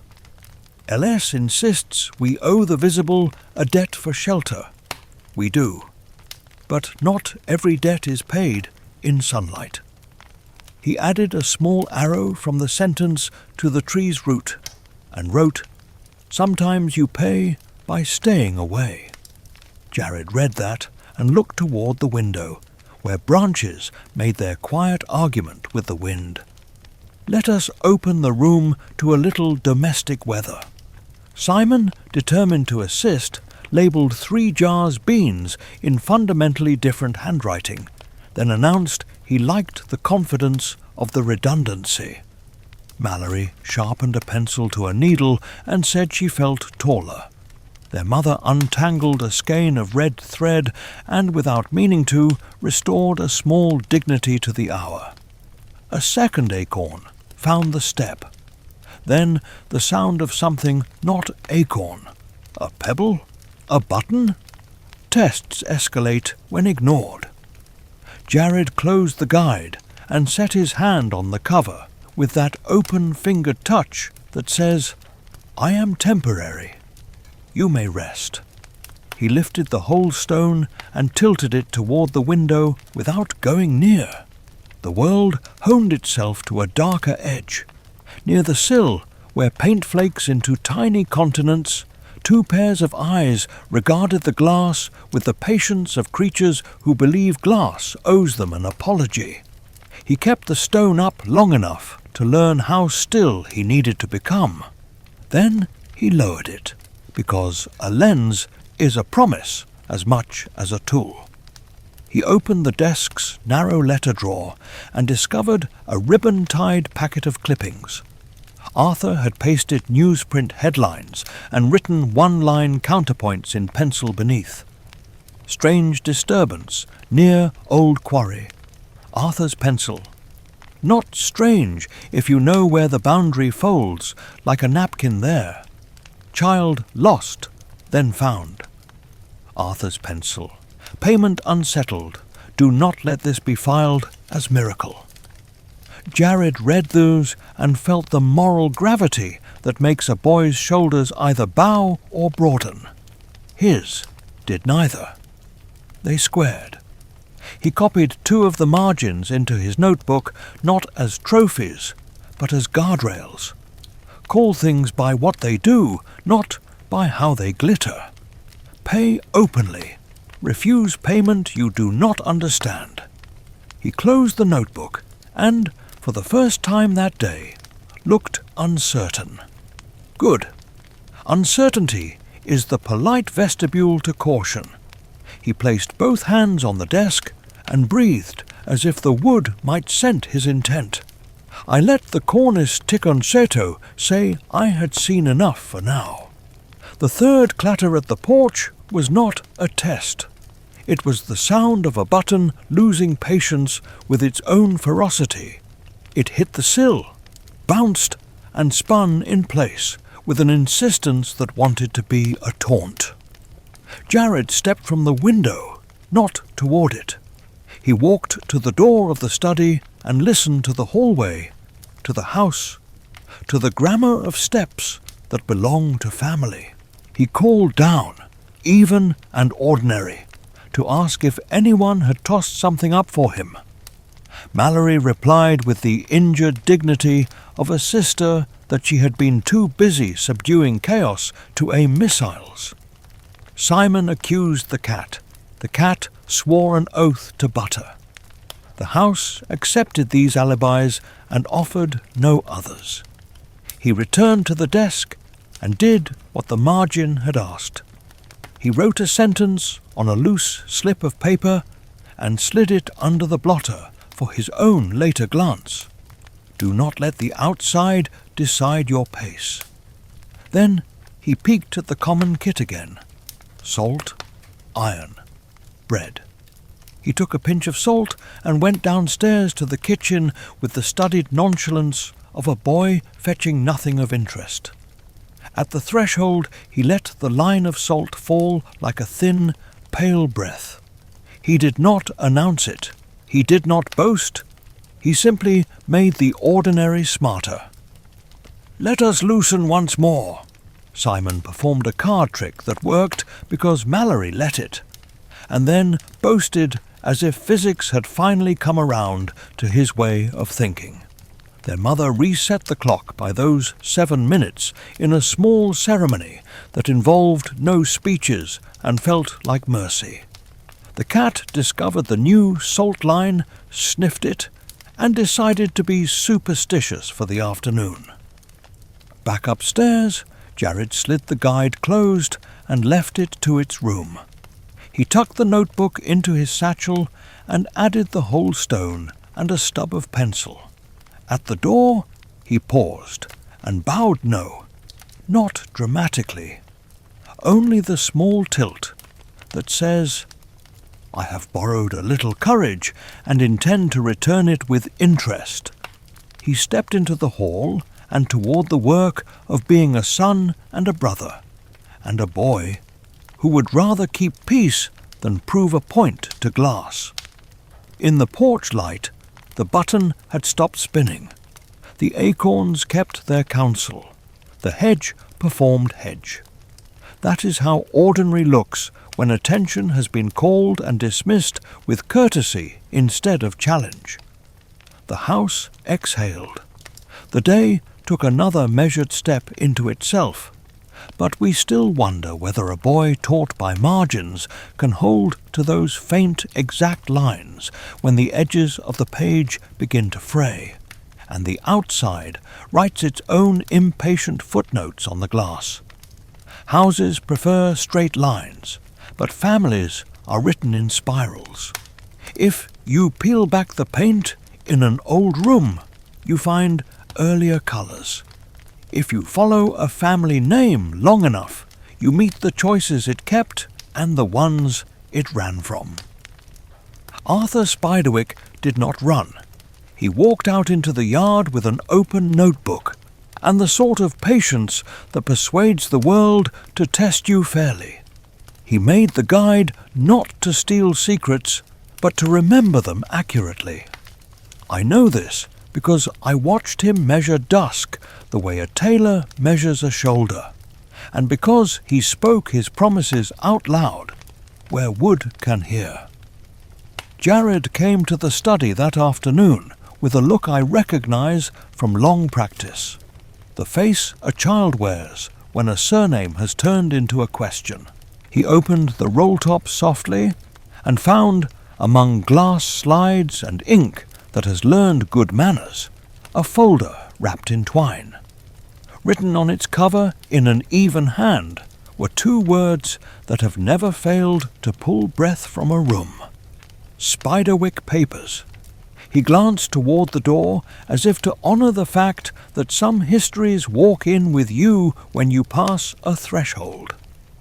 Then he untied the twine with the care of someone returning a borrowed hour. Inside lay thin maps of thick years. A sketch of the estate from a season when the hedge was shorter and the brook louder. A list of names that were not names for boasting, only for bearing. Labourers who mended a wall after a hard winter. A midwife who offered advice about hawthorn blossoms.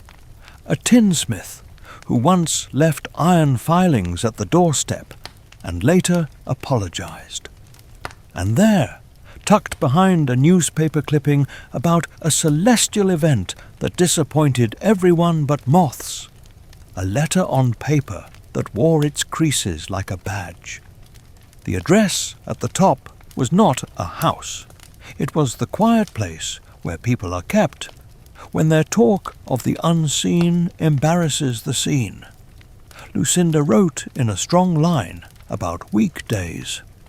"Dear Father," it began, and Jared drew in his breath as if the air itself might help him read gently. She was not angry.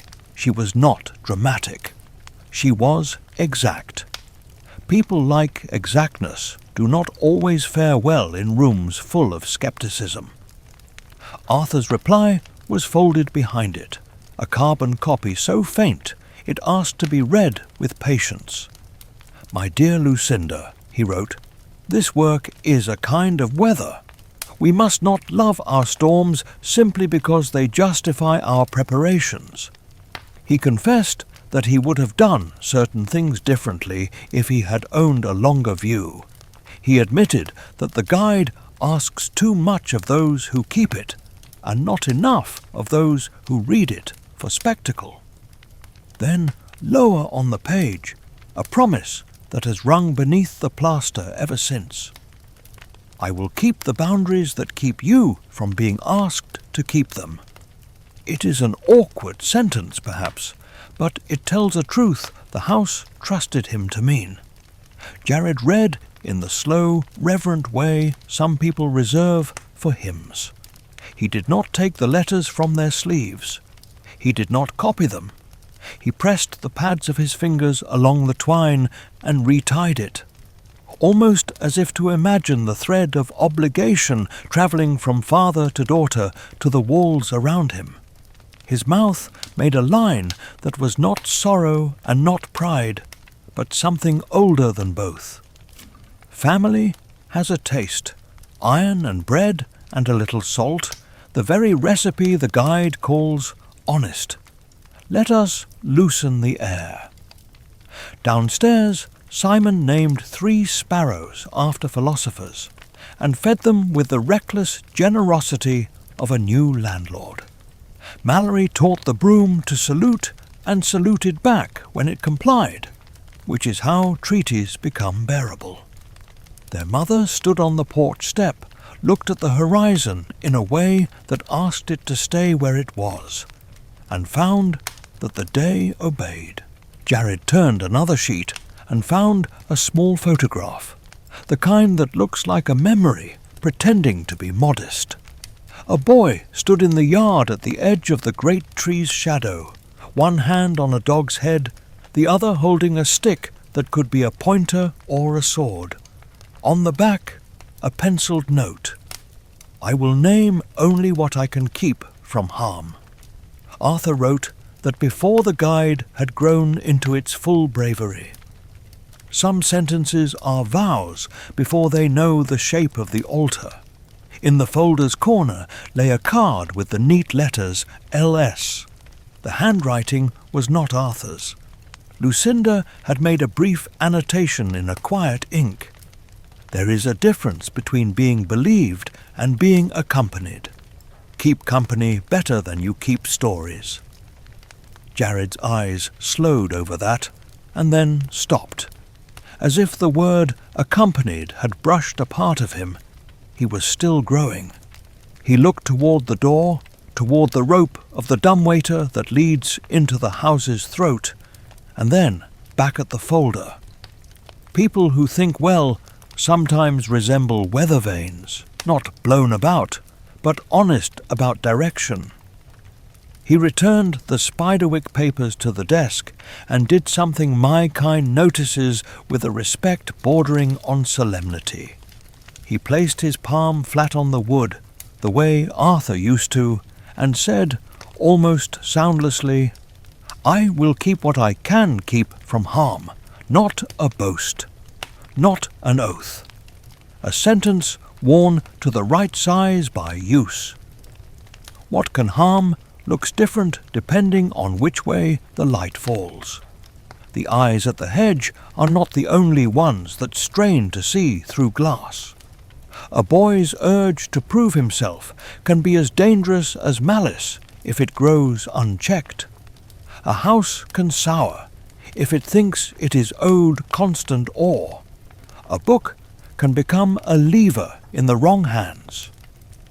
That afternoon, the world tugged on a few threads to see which would give. First came the faintest rattle at the linen cupboard, the panel humouring the idea of opening by itself. Then the dumbwaiter rope gave a single shiver, the kind a hand leaves when it changes its mind. In the hall a button rolled and struck the baseboard like a small drum. Jared did not chase any of it. He reached for the common kit, took the iron nail, and touched its head to the threshold of the study. Not scratching, only kissing. The house likes iron when iron is used as a comma, not a spear. He fetched a crust heel and set it on the pantry shelf with a strip of clean cloth beneath it, not because crumbs are wages, but because courtesy is better when it wears a napkin. He found the salt and drew a second pale line at the back door sill where drafts like to pretend to be invitations. He did these things as if performing a scale, the unglamorous practice that makes music possible later. He returned, sat at the desk, and opened the guide not to the mouths and claws, but to the page Arthur reserved for ethics, though he never called it that. In the margin, "Do not write down what would make the world smaller." He copied the sentence into his notebook once, and then once again under it.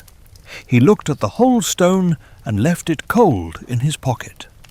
He looked at the window and left the curtains as they were. He did not check the hedge. He tended instead to the room, which is where true keeping starts. Let us wander downstairs for the domestic mercy that keeps storms from thinking too well of themselves. Simon attempted to whistle through a blade of grass and produced a tone the cat judged unmusical but forgave. Mallory invented a sport called chore fencing that mostly involved lunging toward dust bunnies and returning en garde with a damp cloth. Their mother discovered exactly one teacup that made the entire cupboard seem like a rallying army. She poured herself a little victory and sat where the light did the most good. The house rewarded good behavior with small accuracies. The third stair clicked instead of clacking. The study lamp's bead chain hung plumb as a plum likes to be. The dumbwaiter rope rested without fidget. Outside, the hedge sulked at being asked to wait. Creatures that practice patience prefer you to squander yours first. Jared closed the guide and stood at the window without lifting the curtain. He listened. He has learned that listening is not absence, but action. From the yard came the ordinary language of birds. From the hedge, a held breath. From the porch, a small rattle, and then the bravado of silence. He went to the door and called to his siblings with the voice of a boy pretending only to ask about nothing very much. He asked if they wanted to inspect the large tree now that the sun had moved. They did, because all good plans in a family are improved by the fact that the person proposing them thinks they are his idea. At the tree, shade braided the roots into a seat, and the air smelled like a pocket where summer keeps its coins. Jared placed his palm against bark again. The tree accepted the greeting with the minimum of ceremony. Simon explained to an ant the concept of borders and then revised his lecture when the ant walked over his line. Mallory leaned her back against the trunk and closed her eyes for the precise number of seconds that says, "This is not sleep. This is strategy." Their mother, still on the porch, grew visibly taller by not moving at all. Sometimes accompaniment is distance that stays. Does it count as a detail from the original story to tell you that Lucinda's name has been said aloud in these rooms for longer than any of us admit? She is not here, but the house knows the rhythm of her footsteps from before she learned to be careful where she stood. Arthur's promise to keep the boundaries while she kept faith has never left the plaster. When Jared read those letters in the Spiderwick papers and tightened his jaw in a way he will not notice until someone shows him a picture of himself, he joined that older conversation without knowing its full vocabulary.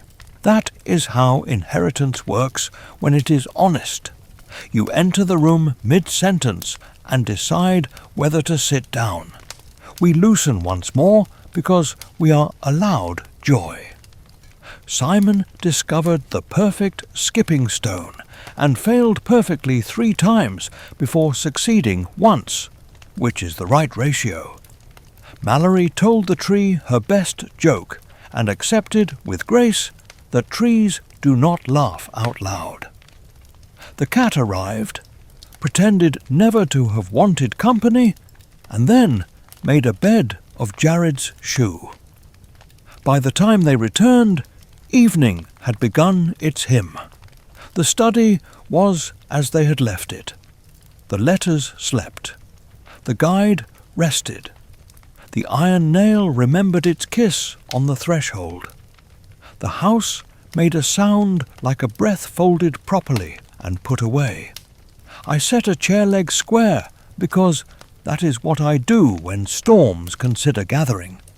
Then I touched the picture rail and let it tick a private promise.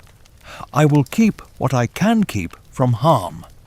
But we still wonder whether the spiral of family vows, once it tightens around a boy's day, will hold when the outside pulls in the opposite direction and asks him to choose between keeping company and keeping stories.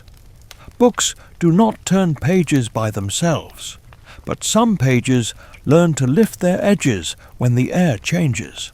That afternoon the field guide lay shut, yet I could feel the paper tilt its attention toward the window, where light kept changing its mind. The house tasted weather on the tongue of its beams.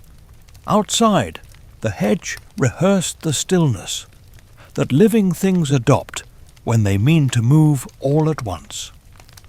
Jared came in with his ordinary face and his extraordinary caution, and set the satchel on the chair as if it were a guest to be offered tea later. He did not touch the book. He listened. Listening is not absence. It is an instrument. He stood so quietly the dust forgot to be shy. The room answered by giving back little truths. The chain of the lamp stopped its nervous sway. The drawer that likes to complain held its peace. When he drew a breath, it was the kind you take at the lip of a pool whose water you intend to enter slowly.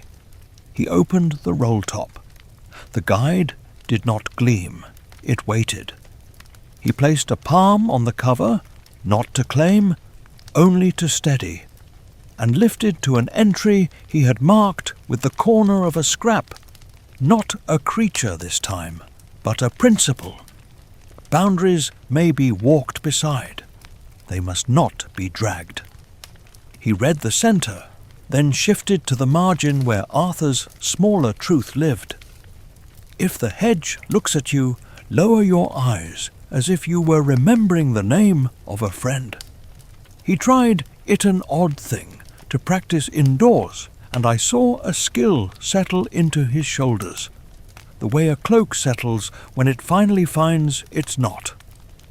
A sound at the window lighter than acorn, heavier than polite curiosity, made the glass adjust its courage. He did not lift the whole stone. He closed the guide and left his hand upon it, choosing to make the room feel kept rather than watched. I approved with the smallest tick of the picture rail. Then I did something I had avoided until now. I spoke in a voice that is not rhyme. "Be less interesting," I said. He went still, the way a flame goes still when you cup it from a draught. He did not turn toward my voice. He set his other hand flat beside the first, and answered without pretending he was not speaking to a room. "How," he said, "do I do that?" "Carry only what you can keep from harm," I told him. "Do the useful thing and let the shining one wait." He nodded once, the vow-size nod. He set the guide back in its accustomed hollow, and slid the roll-top down in a gesture that resembled mercy more than secrecy. He took the notebook instead, glanced toward the window without inviting the outside to think itself welcome, and left the study with the measured quiet of someone refusing an argument. Let us loosen the air so our hearts do not get ahead of the hour. In the kitchen, Simon stuck his tongue out of the corner of his mouth and tried to stack 4 plates with one hand while reciting facts about dragonflies, achieving at last a precarious tower and an unearned sense of triumph. Mallory discovered that the broom makes an excellent foil if you do not care what the broom thinks of you. Their mother hummed a tune that belonged to a year she keeps put away, for days when the present is a little too loud. The house learned the melody and matched it softly in the pipes. Practicalities called them to the yard. The big tree's shadow had taken on the long spoon shape it uses to stir evening into the grass. Jared walked beside the hedge as if walking beside a creek in flood near enough to hear it, far enough not to be swept by it. He kept his gaze down and to the right, looking at the roots of things, at the polite insects, at the honest dirt that tells you where it has been. Once, when the hedge sighed, he answered by straightening a garden stone that had been listing for years, an apology paid in gesture. The hedge, which understands fluency in the language of small order, made no complaint. Back on the porch, a button lay, as if it had arrived there by its own argument with gravity. He stepped around it. A boy who has learned to refuse the invitation of a taunt is rarer than the guide admits. He went inside, washed his hands, salt, iron, bread, already threaded through his day's habits, and wrote one line in the notebook that pleased me so much I made the crown moulding tick twice. Be boring in the direction of safety. Evening is when the hinge of a day decides what it was about. The family settled to bowls and spoons and remarks about the weather that were really remarks about how courage should pace itself. The cat gazed at the butter dish as if it contained theological significance. Simon announced he could almost whistle. He then whistled almost. Mallory explained that a fence parry is like a good apology, on time and precise. Their mother tasted her food as if relearning the pleasant idea that meals can happen without speeches. After the dishes, Jared stood at the kitchen threshold and poured a line of salt with the casual care of someone drawing a curtain. He did not look to see if anyone noticed. They did not. Care is better when it does not require witnesses. He placed a fresh saucer behind the flour bin with the tidy ribbon of honey that tells a house. You mean your gratitude and do not simply like the sound of saying thank you. I drank later and made certain the saucer was gone by morning. Now the night, which had been tapping its foot, came in with its test. The first sound was familiar, a toddler's knock in the baseboard, the kind of rap that expects you to answer wrong out of irritation. Then a skitter along the clapboard outside, and then this is the detail you want to carry carefully, the soft, abraded whisper of something testing the sill for a gap. The house gathered its ribs and made itself a little smaller in order to hold together. The window latch, which sometimes forgets its duty, remembered. The curtain did not lift. The lamp's wick, obedient to the smallest of draughts, refused to gutter. Jared did not run to see. He walked to the study with the steadiness of someone taking hot tea downstairs. He opened the roll top, touched the guide, and left it. He took the small muslin bag salt and the stub of pencil and the whole stone. He returned to the window, stood well back, and lifted the stone to his eye. The room's centre tightened. In the circle of honesty, the glass rippled with the suggestion of faces pressed close, then quickly pretending to be night. Not large, not brave, but more than before. He lowered the stone.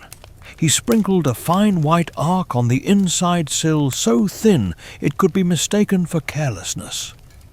Boring, he murmured to himself, and for once the word sounded like courage. The tap came again, this time coordinated with another at the back door's jamb. I heard the hedge breathe in to see who would breathe out first. Jared did not offer his name. He did not offer the book. He did not offer his fear. He set the notebook on the table and read, not because he needed the words, but because the act of reading tells a house to behave as if it were simple. The house obliged. Even the third stair remembered to click, not clack. Let me loosen the scene, so your pulse can find its regular gait. Simon attempted to prove that a deck of cards contains more kings if you shuffle correctly. Mallory pointed out that numbers resent being flattered and rescued the deck from theology. Their mother picked up a dropped spoon and held it for a second longer than necessary, the way one holds a small metal echo of a day and then decides to let it go. I took a more direct hand than I prefer. From the pantry shelf, I tipped a wooden spoon, let it clack the floor, and then let it roll toward the table. Jared looked down, surprised, and the moment of surprise was just enough to keep him from making the error the outside wanted. Flinging back the curtain, he smiled. A brief, conspirators thanks, and did something rare for a boy in a small storm. He waited the storm out. The hedge, annoyed at being asked to argue with patience, lost interest first. The bottle note dwindled to a hollow sound that belonged to a jar somewhere deciding to be a jar. The tapping shifted to the porch step, then to the yard, then to nothing you could swear to. The window kept its latch. The room kept its breath. The knight conceded the round. After, he set the whole stone on the table and looked at it without lifting it, a courtesy one extends to tools when one has asked enough of them for a while. He wrote a sentence in the notebook that will serve him longer than any sketch. Curiosity is a door. Caution is the hinge. He blew the lamp.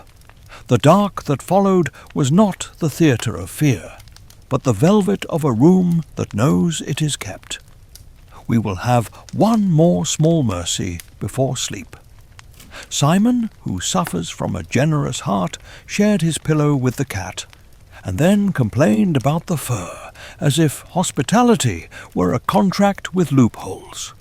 Mallory tucked a ribbon under her mattress, because luck apparently hides where you tell it to. Their mother stood at the front window, looked out into the yard that had returned to yard, and let her shoulders remember a shape they had left behind in another house with a different set of clocks. In the study, the guide rested. I put the chair leg square again, because order is a kind of lullaby. I tasted honey on the air, and allowed myself a feeling I rarely spend in full, relief. It was not victory. It was the sort of reprieve you earn by being less interesting than danger can be bothered to pursue. But we still wonder whether a boy can keep choosing the smaller courage, the careful hinge, when the outside grows tired of tapping and decides to knock with its whole hand. Maps are the polite version of prophecies. They do not insist, they suggest. Arthur's hand-drawn plan of the grounds thumbtacked above the roll-top, where the paper had learned to curl like an old leaf, had a small asterisk at the far corner of the property. He rarely used stars for spectacle. His stars said either be wary or be worthy. Jared stood in the study that morning and traced the path with a forefinger, porch to path, to brook to hedge, to the little mark that held its breath. He did not touch the guide. He did not lift the whole stone. He learned the line by heart, the way a musician learns a melody before trusting himself to play it in front of weather. The desk offered him Arthur's common kit, and he accepted only what a day can carry without announcing itself. A stub of pencil, a square of folded paper for notes, a length of string with 3 careful knots already living in it. He slid the copy notebook into his satchel and closed the roll-top with a patience that sounded like mercy. The window tested him with a tiny exploratory tap. He let it be a branch, failing to remember where wind ends. The house approved and kept its breath regular. He did not go alone. He fetched Mallory and Simon with a voice that pretended the expedition belonged to them. Pathfinding practice, he said, showing the family's old picnic blanket with a flourish that gave the day its excuse. Simon cheered for the idea of practice, which is the only way he likes to be tricked into patience. Mallory agreed on the condition that the path learn some manners. Their mother looked at the clock that runs 7 minutes fast, and decided the clock could be right today. The catus.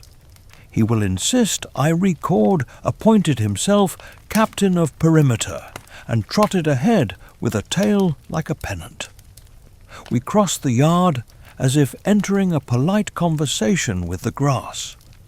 Jared kept the asterisk in his mind, and his gaze on the honest details, the way the ground darkens near the brook, the polite loaf of a stone that always looks heavier than it feels, the patch of tiny clover that smells like a rumour of sweetness.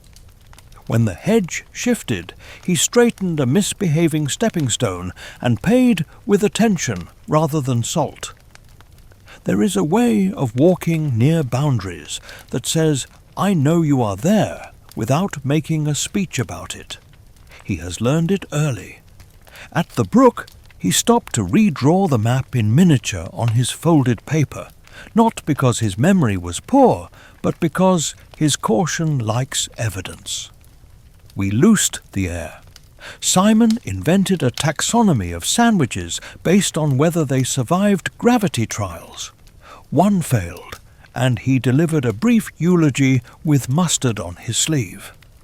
Mallory discovered that nettles respect a salute, and saluted anyway. And the nettles consented to behave around her ankles. Their mother laughed once, the kind that leaves an aftertaste of summer in the corners of a person's mouth.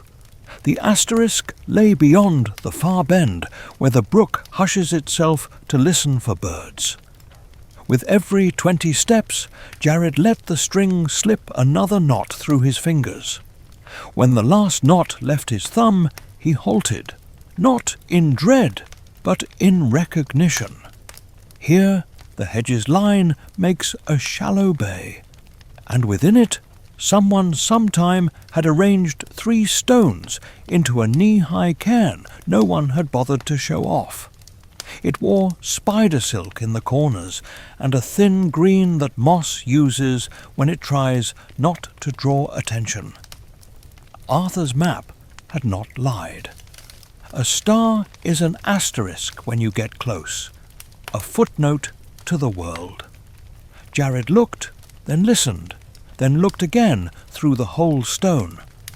The cairn sharpened into a fact with better edges, and on its topmost flate almost invisible, unless you ask to see, it lay a loop of frayed red thread.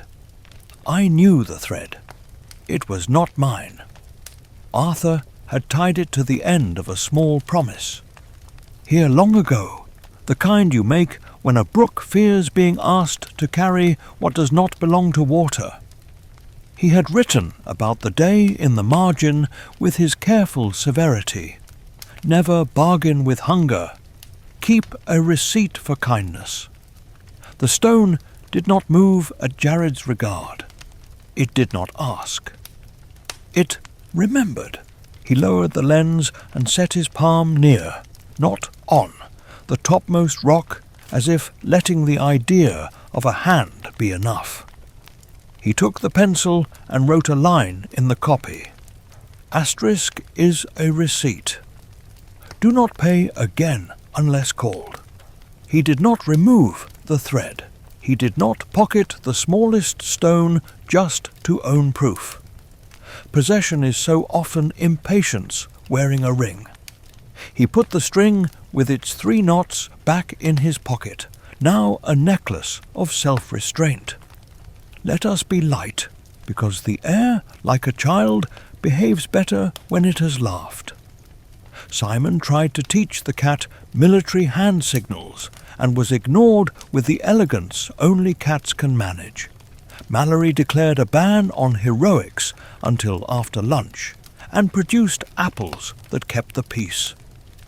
Their mother stretched her legs and discovered that the ground under the tree feels like the kind of chair no carpenter can build. On the walk home, the hedge rehearsed a small quarrel with our passage and decided, after 2 breaths and a sigh, to save the argument for better bait. At the porch, a lattice of twigs lay arranged into a child's math problem. 3 and 2 laid one way, 2 and 1 the other. The total uncertain on purpose. Jared, who reads margins like prayers, deliberately miscounted to himself, smiled, and stepped over the puzzle as if it were a polite oversight. Some creatures count badly to lure you into telling them your cleverness. A boy who refuses to demonstrate superior arithmetic lives to count something worth counting. Inside, he did not head for the study. He went first to the pantry and set a fresh saucer where gratitude hides. Not to curry favour, not out of fear, but to stitch the day to the old treatise. I do not need thanks. I need habits that keep the corners square. I drank later and tidied the saucer away, because reciprocity should not become scenery. Only then did he climb to the study. The roll-top lifted with a cooperative humility that had taken all these days to earn. He glanced toward the linen cupboard in the hall, where the panel had pretended curiosity overnight, and let it wait. The vial in the tin could buy a breath should the day require one, but it should never be invited into a story out of vanity. He sat, opened the copy notebook, and wrote 4 lines. Arthur would have approved even if he would have pretended not to. Walk beside, not through. Answer less than asked. Pay in order. Delay your cleverness. The window made the sound glass makes when the outside rehearses a new idea. He did not rise.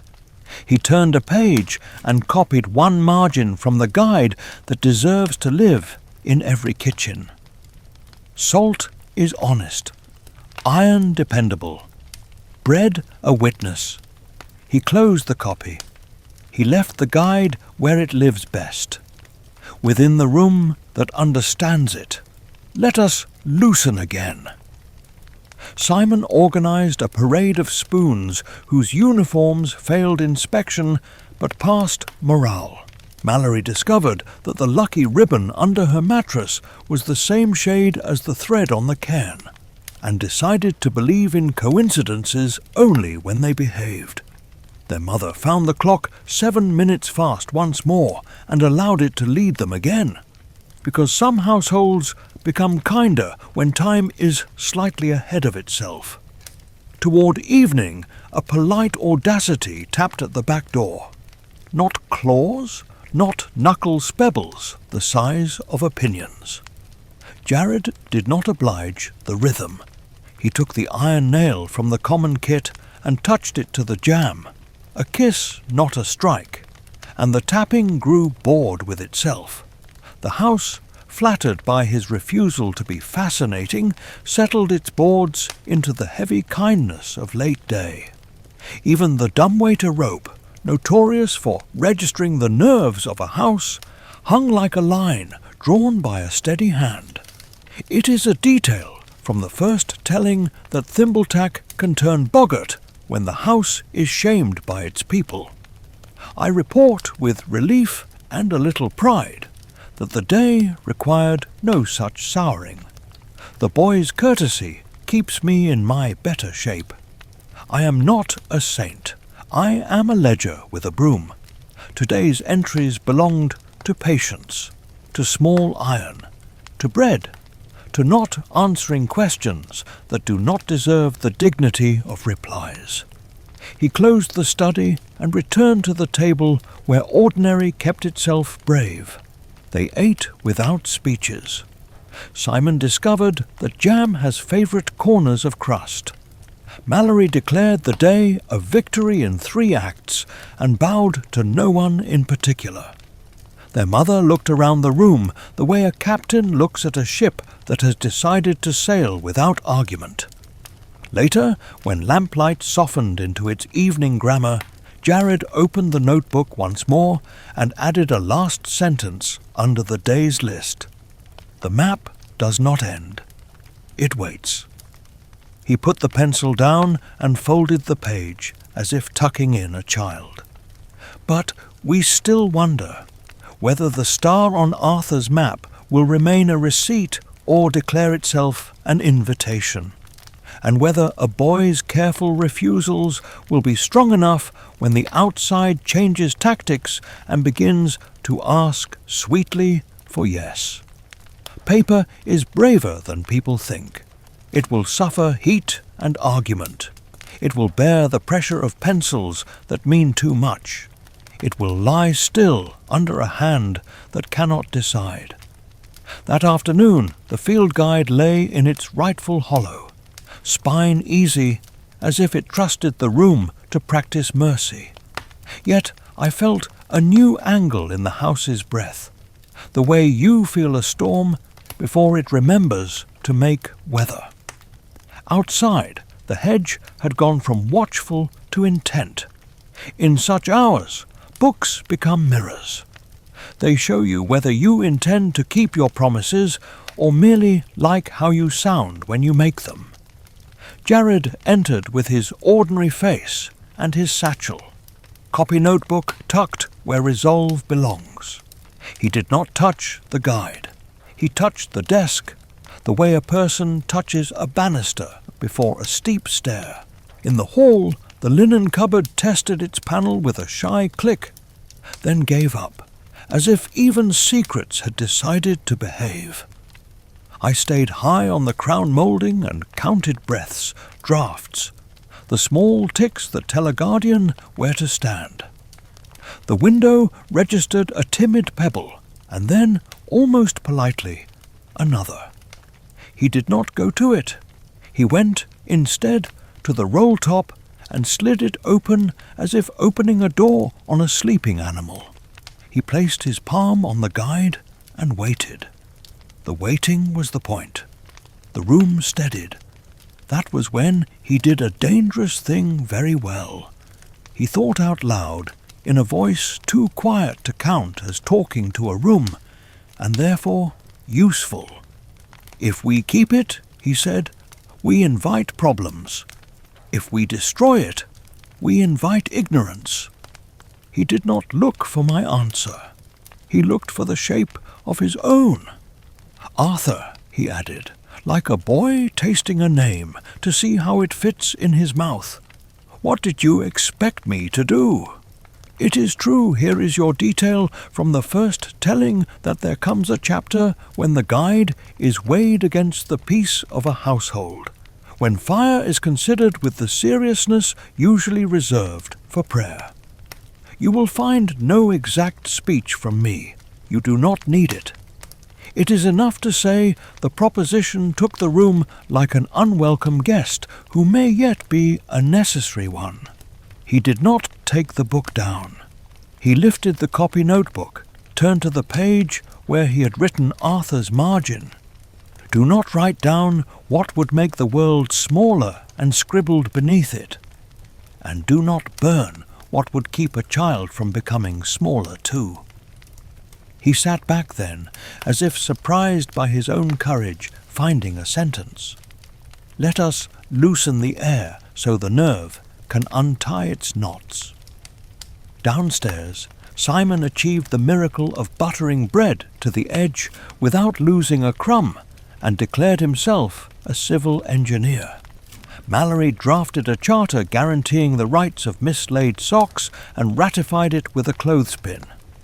Their mother stood by the sink, looked out at the bright square of yard, and let the corners of her mouth yield a fraction toward rest. Back in the study, the argument kept its polite hat on. Jared read the warning verse in the front again, the one the guide wears like a collar. Keep quiet, keep kind. Words do not change their clothes for new readers, but readers change how clothes fit. He thought of the asterisk on Arthur's map, the red thread on the cairn, the bottle note at the window, the buttons that insisted on arithmetic. He thought of his mother's face at the sink, and of Mallory's fierce jokes, and of Simon's generosity with insects and philosophy. He thought of Aunt Lucinda, who had been believed in all the wrong ways, by all the wrong rooms. I could burn it, he said, and the word made the desk's grain pull tight. But then I would burn the part of me that knows how to keep company. He paused. And if I leave it here and pretend we don't know, the outside will do our thinking for us. I had done all the rhyming I intended to do. Rhyme is a handle. Today needed a hinge, so I scraped a tiny sound along the picture rail, enough to be a comma. He lifted his head. "Say it," he whispered, "not as a dare, as a petition." "Keep," I said, "but keep heavier. It is a piece of housecraft, no book lists. The practice of weighting what must be kept so that impulse cannot lift it alone." He understood at once.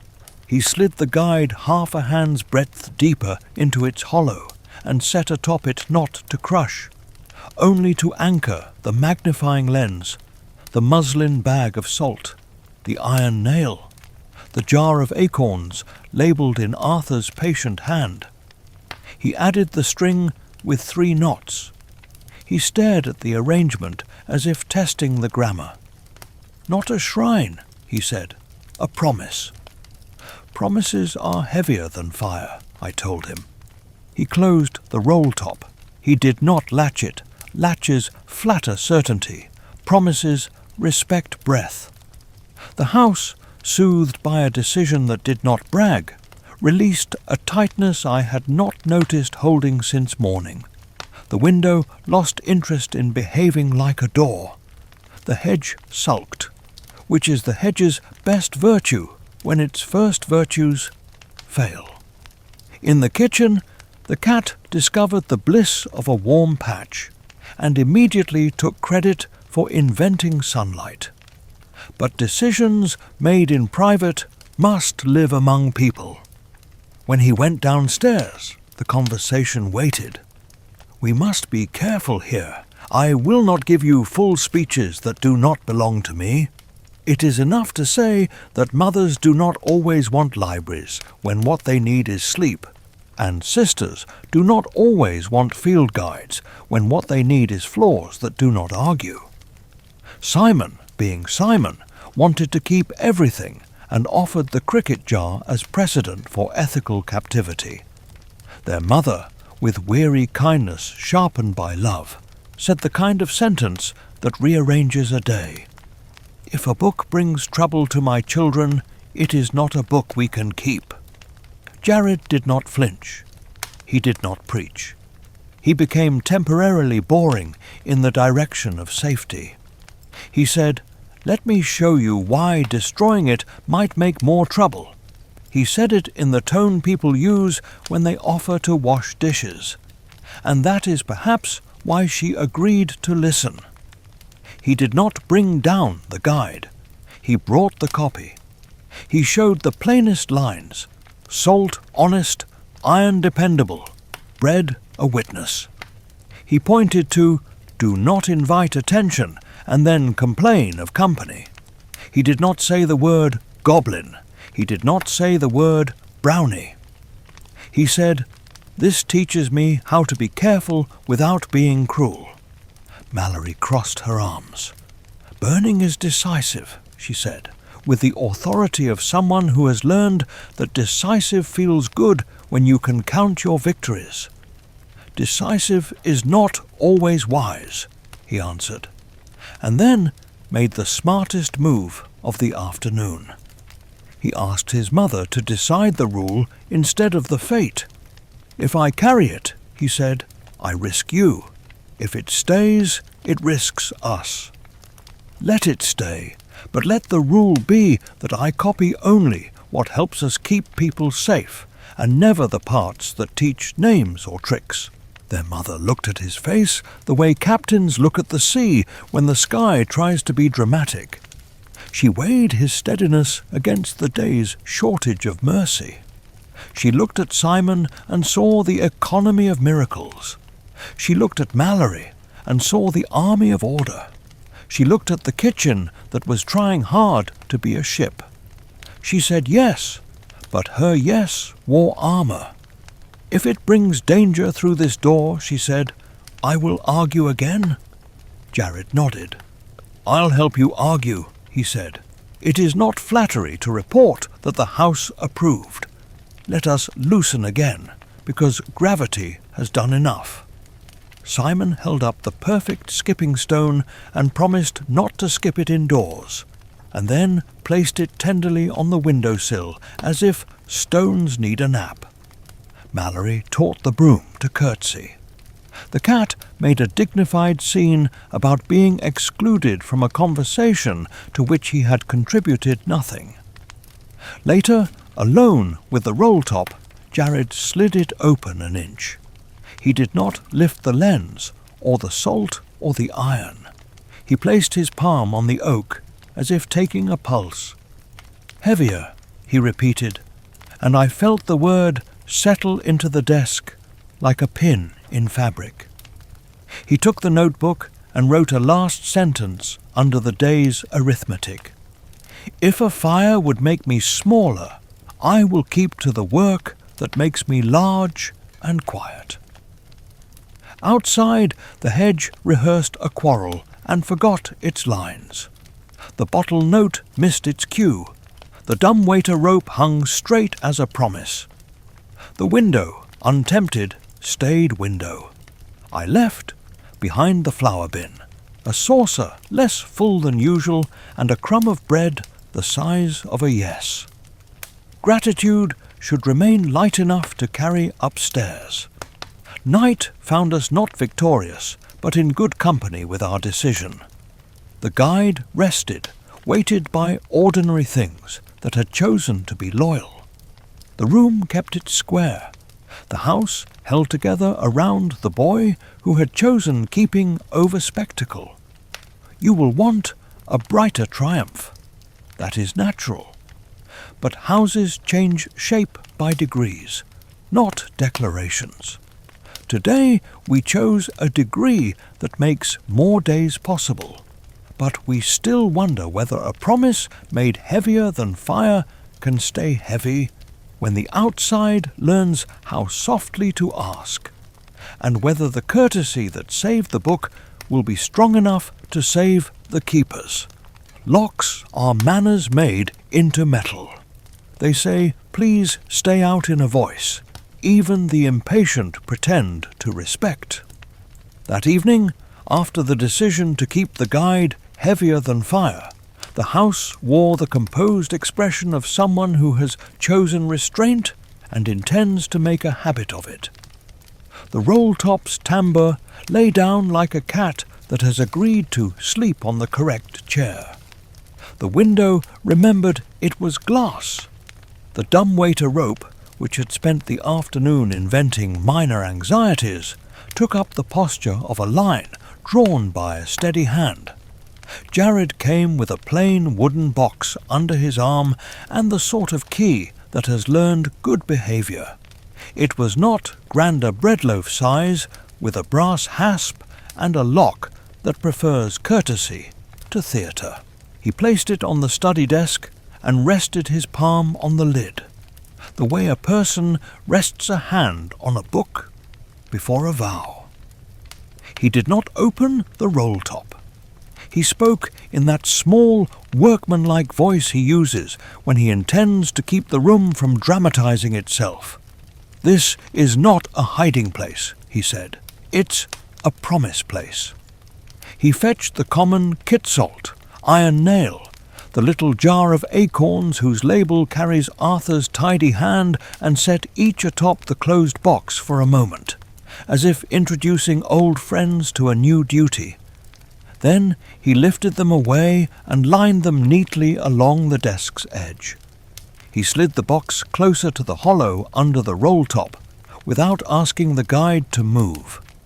The room approved, with a weight adjustment you would miss if you did not live inside wood. From the hallway, the linen cupboard coughed a polite "not yet." The panel stayed panel. I kept to the crown moulding, small as a comma, and counted the steps of a decision settling into the house's grammar. Let us loosen the air, because locks, like vows, benefit from laughter nearby. In the kitchen, Simon attempted to open a jar with the strength of philosophy, and then with a towel, and finally with an appeal to the cat's sense of civic duty. The cat declined office. Mallory stood at the sink and announced that cleanliness is a kind of duelling most worth winning, then attacked a stubborn pan with a scouring pad that learned respect. Their mother discovered that stirring soup counterclockwise does not affect time, but does soothe a day that had been asked to hold too many beginnings. Back upstairs, Jared untied a length of red thread and looped it through the key's bow. The colour matched the faded thread on the cairn beyond the brook, in a way that would please a mind that likes echoes more than explanations. He made 3 knots, evenly spaced, each tightened with the modest conviction of someone who believes in line breaks. He slid the key under the desk blotter where wood remembers temperature, not secrets. The knots were not a puzzle, they were a reminder. Pause, here and here and here again. He opened the box to test its manners. Inside felt worn to a polite nap, the faint smell of cedar and some earlier idea of safety. He did not place the guide there. He closed the lid, turned the key once, and pocketed it to teach his hand the shape of responsibility. Then he did a clever thing. He left the box empty and locked, the way a house leaves a porch light on, not to brag about occupancy, but to promise return. The window gave a small, abraded whisper the bottle-note's cousin, and then repeated it nearer the latch. He did not oblige it. He picked up the copy notebook and wrote a line that pleased me enough to tick the picture rail twice. A lock is not suspicion, it is pacing. Dusk entered like a careful guest. The family gathered to bowls and spoons. Jared did not raise the problem to the table as a topic for display. He asked for the salt, and when it arrived, smiled at the honesty of the word. In his hand, Simon explained a card trick to the cat, and then to the air, and then to himself, which is the proper order of instruction. Mallory declared that if the broom learned to salute, surely the mop could be taught to bow. The mop bowed and tried to drown. Their mother ate with the slow appetite of someone surprised to find hunger still alive under obligation. After, Jared went to the pantry and set a saucer with a thimble of milk and the smallest ribbon of honey where gratitude lives best. Behind the flour, below eyes, above carelessness. I tasted later because reciprocity makes a better shield than spectacle. I tidied the saucer away without fanfare because favours should not leave footprints. Night tested the salt at the threshold the way doubt tests a sentence. A tap at the back door, a twin tap at the front, the suggestion of a scuff along the clapboards that wanted to be read as wind and failed the audition. The house did not tighten, it gathered itself. The lockbox on the desk looked ordinary, and that was its power. The roll-top rested. The guide breathed like paper does when it knows it is kept. Jared climbed the stairs with a candle, placed the candle in a shallow dish, and set it far from everything persuadable. He studied the window latch until the latch learned to sit still. He stood by the desk and put both hands on the wood as if calming a horse. He did not narrate his courage for the benefit of his own ears. He practiced being the kind of keeper a book deserves, quieter than hunger, heavier than rumour. Now a detail from the first telling deserves its place. The guide carries in its front matter a warning verse whose tune has been constant even when words are untidy with retellings. Keep what you keep. Keep quiet as you keep. And keep kindly. Boys sometimes think warning is a dare. He did not. He had read the margin too. Do not write down what would make the world smaller. Tonight he added a corollary in his copy. Do not lock away what should teach you to unlock your own haste. The hedge, annoyed that patience had been chosen again, began its arithmetic. 3 pebbles on the sill, 2 at the door, 1 small object that pretended to be a gift, and oh, it was clever. A feather, glossy and wrong, placed where the whole stone would make it beautiful enough to tempt a reach. He did not lift the lens. He knew better than to let admiration draft him into someone else's story. He took the iron nail and touched its head to the sill. A kiss, not a threat. He breathed the feather back into being merely feather. It lost interest in pretending to be an omen. Let us loosen before the next hinge. Simon, under orders to practice quiet, composed a symphony on the inside of his cheeks and discovered composition requires air. Mallory tried to balance a spoon on her nose and announced it a metaphor for diplomacy. Their mother sat on the bottom step and counted to 10 exactly once, which is sometimes the most advanced arithmetic. I had told him once be less interesting, and he had obeyed so thoroughly that the house decided to promote him to the next lesson. Be dull in the right direction. He opened the box, still empty, and placed inside it not the guide, but the copy notebook, the muslin salt, and the iron nail. He locked the lid and slid the box back against the roll-top's foot. Borrowed gravity, he said, and the phrase pleased me so much. I realigned a stack of letters into perfect plumb. The night escalated its small politics. A button rolled along the upstairs hall, stopped at the study door, and wagged in place as if expecting applause. The dumbwaiter rope gave a single performed shiver. The linen cupboard's panel, that frequent flirt, considered a click, and then remembered its agreements. Jared paid no attention an audience could eat. He set out 3 deliberate tasks. He rewound the clock that runs 7 minutes fast. He sharpened a pencil to a point that could write quietly. He straightened the common kit until each object looked as if it understood why it belonged to its own square of shadow. When the taps grew synchronized, front, back, window, wall, he did what the guide would have written if it could have imagined this exact boy. He invited company he could keep, family. He went to the landing and called down in an ordinary voice for a deck of cards. Mallory came up with the brisk competence of a person who enjoys rescuing situations.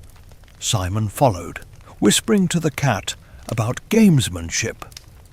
Their mother remained downstairs, listening with the intuition that knows some battles are best won by refusing to become them. They sat at the desk, not to form a fortress, but to be furniture 3 children, 1 cat, a candle, a deck stubbornly ordinary. They played a few hands of a game made of small boasts and smaller losses.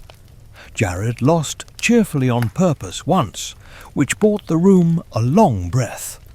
The taps thinned to a sulk. The window glass forgot to be interesting. The candle's flame steadied, having learned the shape of its work. After they left, he unlocked the box, returned the salt and iron to the desk, and set the copy on top rather than inside. He left the box empty again, locked yet light, a signal to himself that secrecy is not always storage. He drew the roll-top down halfway, not closed, not open, and looked at the guide through the thin gap, the way a person looks at a sleeping creature to confirm its chest still rises. It did. Paper is brave, but it appreciates being seen doing its simple work of existing. He He slid the key back under the blotter. The 3 knots in the red thread waited like punctuation. He touched each knot, pausing the length of a breath. Here, and here, and here again. Let us grant ourselves one domestic benediction. Simon, having been promoted to assistant in charge of nothing dangerous, placed the perfect skipping stone back on the sill and saluted it for good luck. Mallory, satisfied with the mop's bow, hung it like a medal. Their mother washed the last spoon and stood, just for a heartbeat, with her hand flat on the cool countertop, the way one thanks a room without troubling it with words. In the study, I made the chair legs square once more, and folded into myself the small contentment of a guardian whose charge has chosen patience in a world that adores spectacle. I am not a saint. I keep ledgers and brooms and the old agreements taught to me by joists and lintels and men who kept promises out loud, so walls could remember them. The night finished without victory or injury, which is my favourite kind of ending. The guide slept in its hollow, weighted not by fear, but by ordinary instruments. The lockbox held its absence like a lesson. The house settled one quiet finger across its lips and promised to try again tomorrow. But we still wonder whether borrowed gravity and practised dullness will hold when the asking grows sweeter than the knocking, and whether a box built for promises can withstand the moment a boy decides to carry one into weather. Weather has a habit of pretending to be about clouds when it is really about choices. Morning arrived with a light that made the study smell faintly of pencil shavings and good intentions. The roll-top rested halfway down as Jared had left it. The guide, breathing in its hollow, weighted by ordinary loyalties. The magnifier, the muslin salt, the iron nail, the small jar of acorns lettered in Arthur's exact hand. The wooden promise box, locked but empty, kept its quiet lesson on the desk. Outside, the hedge rehearsed friendliness as dangerous in its way as tapping. Sweetness is a kind of door, too. Jared came up the stairs with that working calm he has learned, the kind that makes a room decide to tell the truth. He paused, as he always does, at the threshold, not from fear, from fidelity, and then entered. The linen cupboard in the hall offered a single courteous creak, and then remembered itself. He slid the tambour high enough to show the guide's spine and placed his palm on the oak, not to claim, only to steady. The window hummed with the suggestion of a breeze. He did not lift the whole stone. He did not perform readiness. He practised it. On the sill lay something the hedge would call a gift if it spoke our nouns. A twist of ribbon, the wrong red, bright as a promise that wants to be picked up without being paid for. He looked and looked away. He took the copy notebook instead and wrote, in the shorthand he uses when a day must stand on one foot, "Do not accept sweetness where consent is small." He added a second line, one he had learned from Arthur's margins and the kitchen's ethics. Salt, honest. Iron, dependable. Bread, witness. He closed the book and let his hands be idle for 3 good breaths, so the house could set its weight.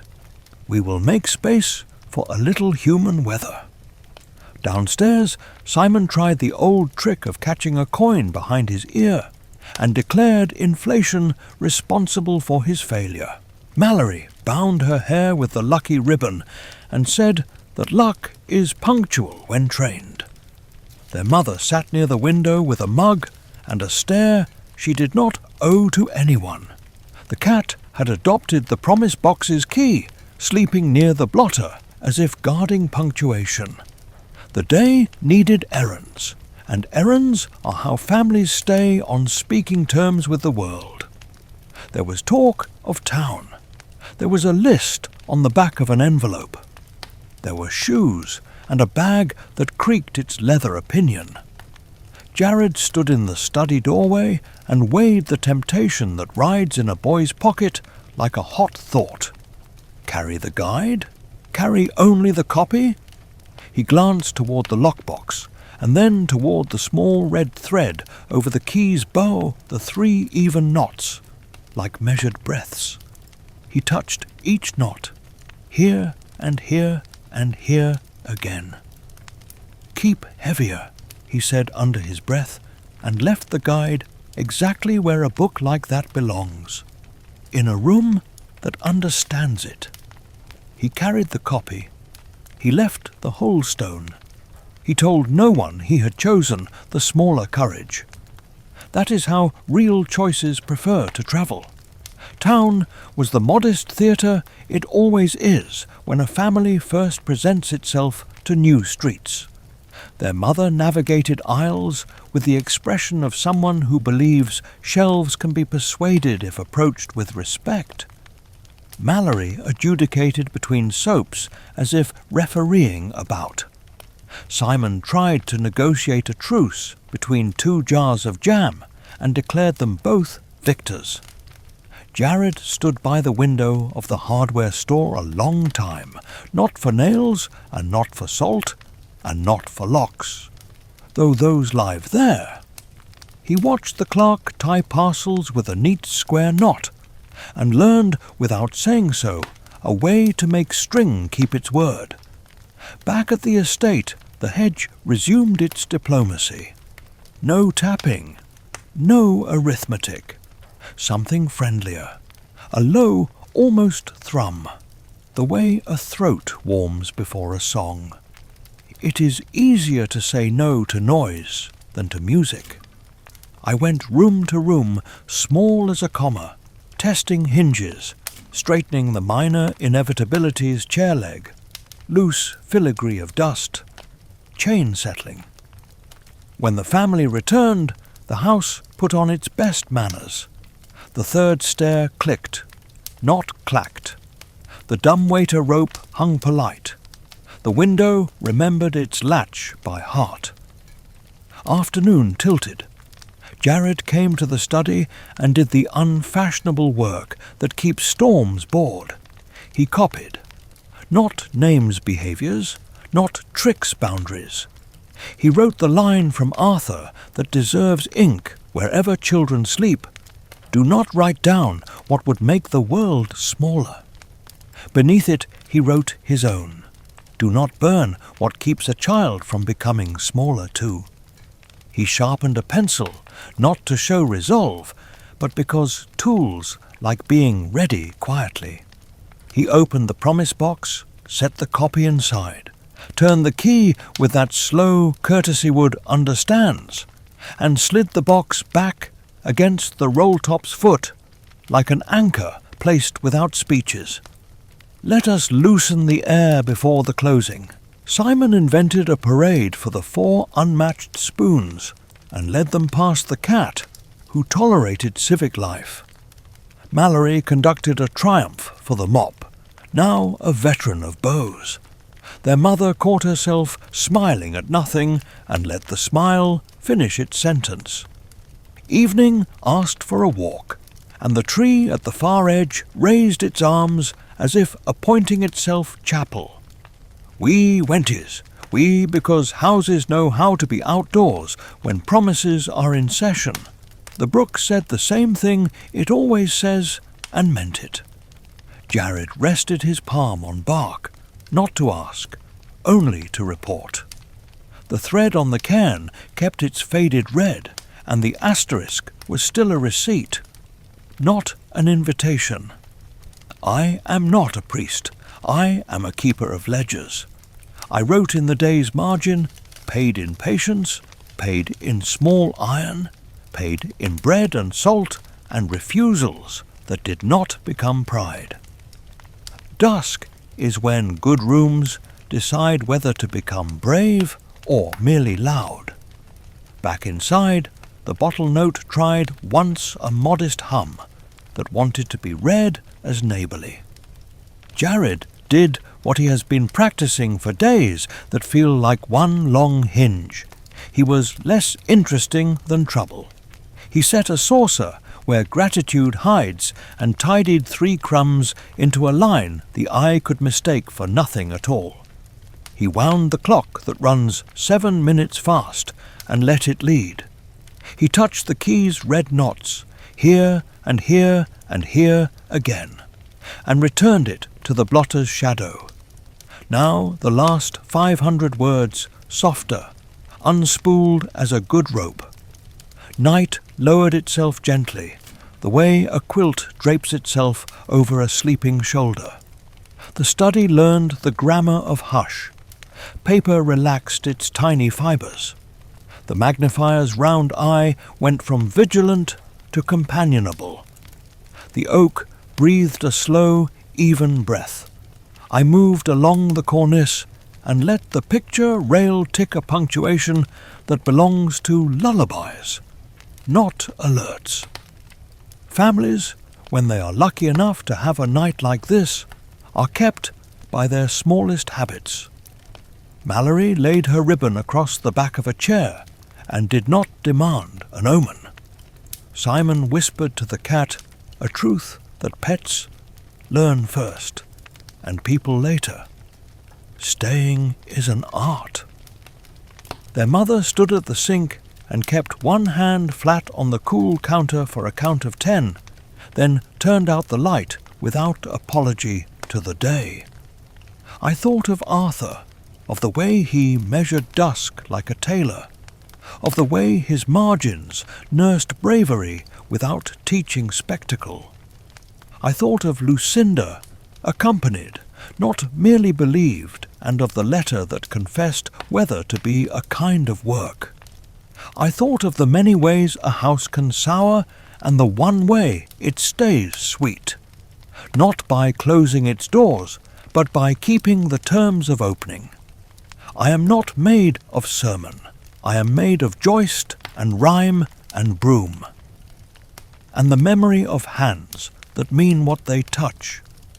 Still I felt, in the hinge where crown meets wall, something like gratitude that cannot be drunk from a saucer and cannot be written into a ledger.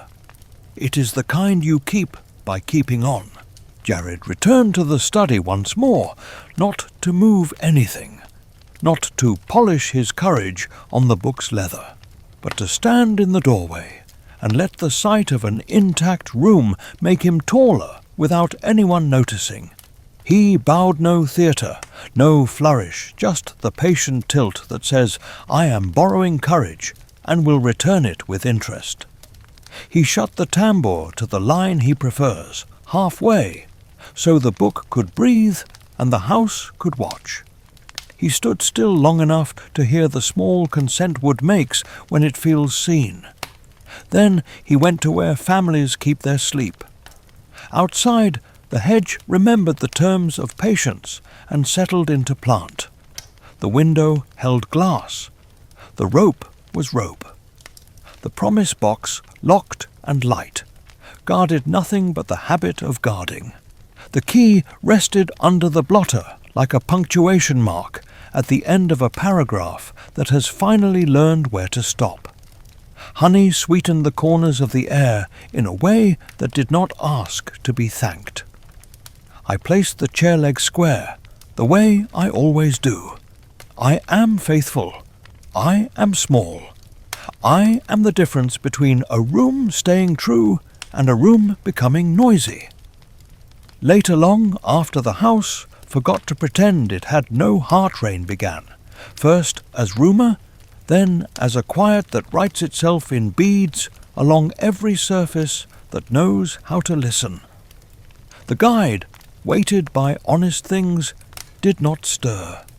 The ledger of the day closed itself with the softest sound, and I, Thimbletack of this old house, with its square corners and careful habits, let my lids fall.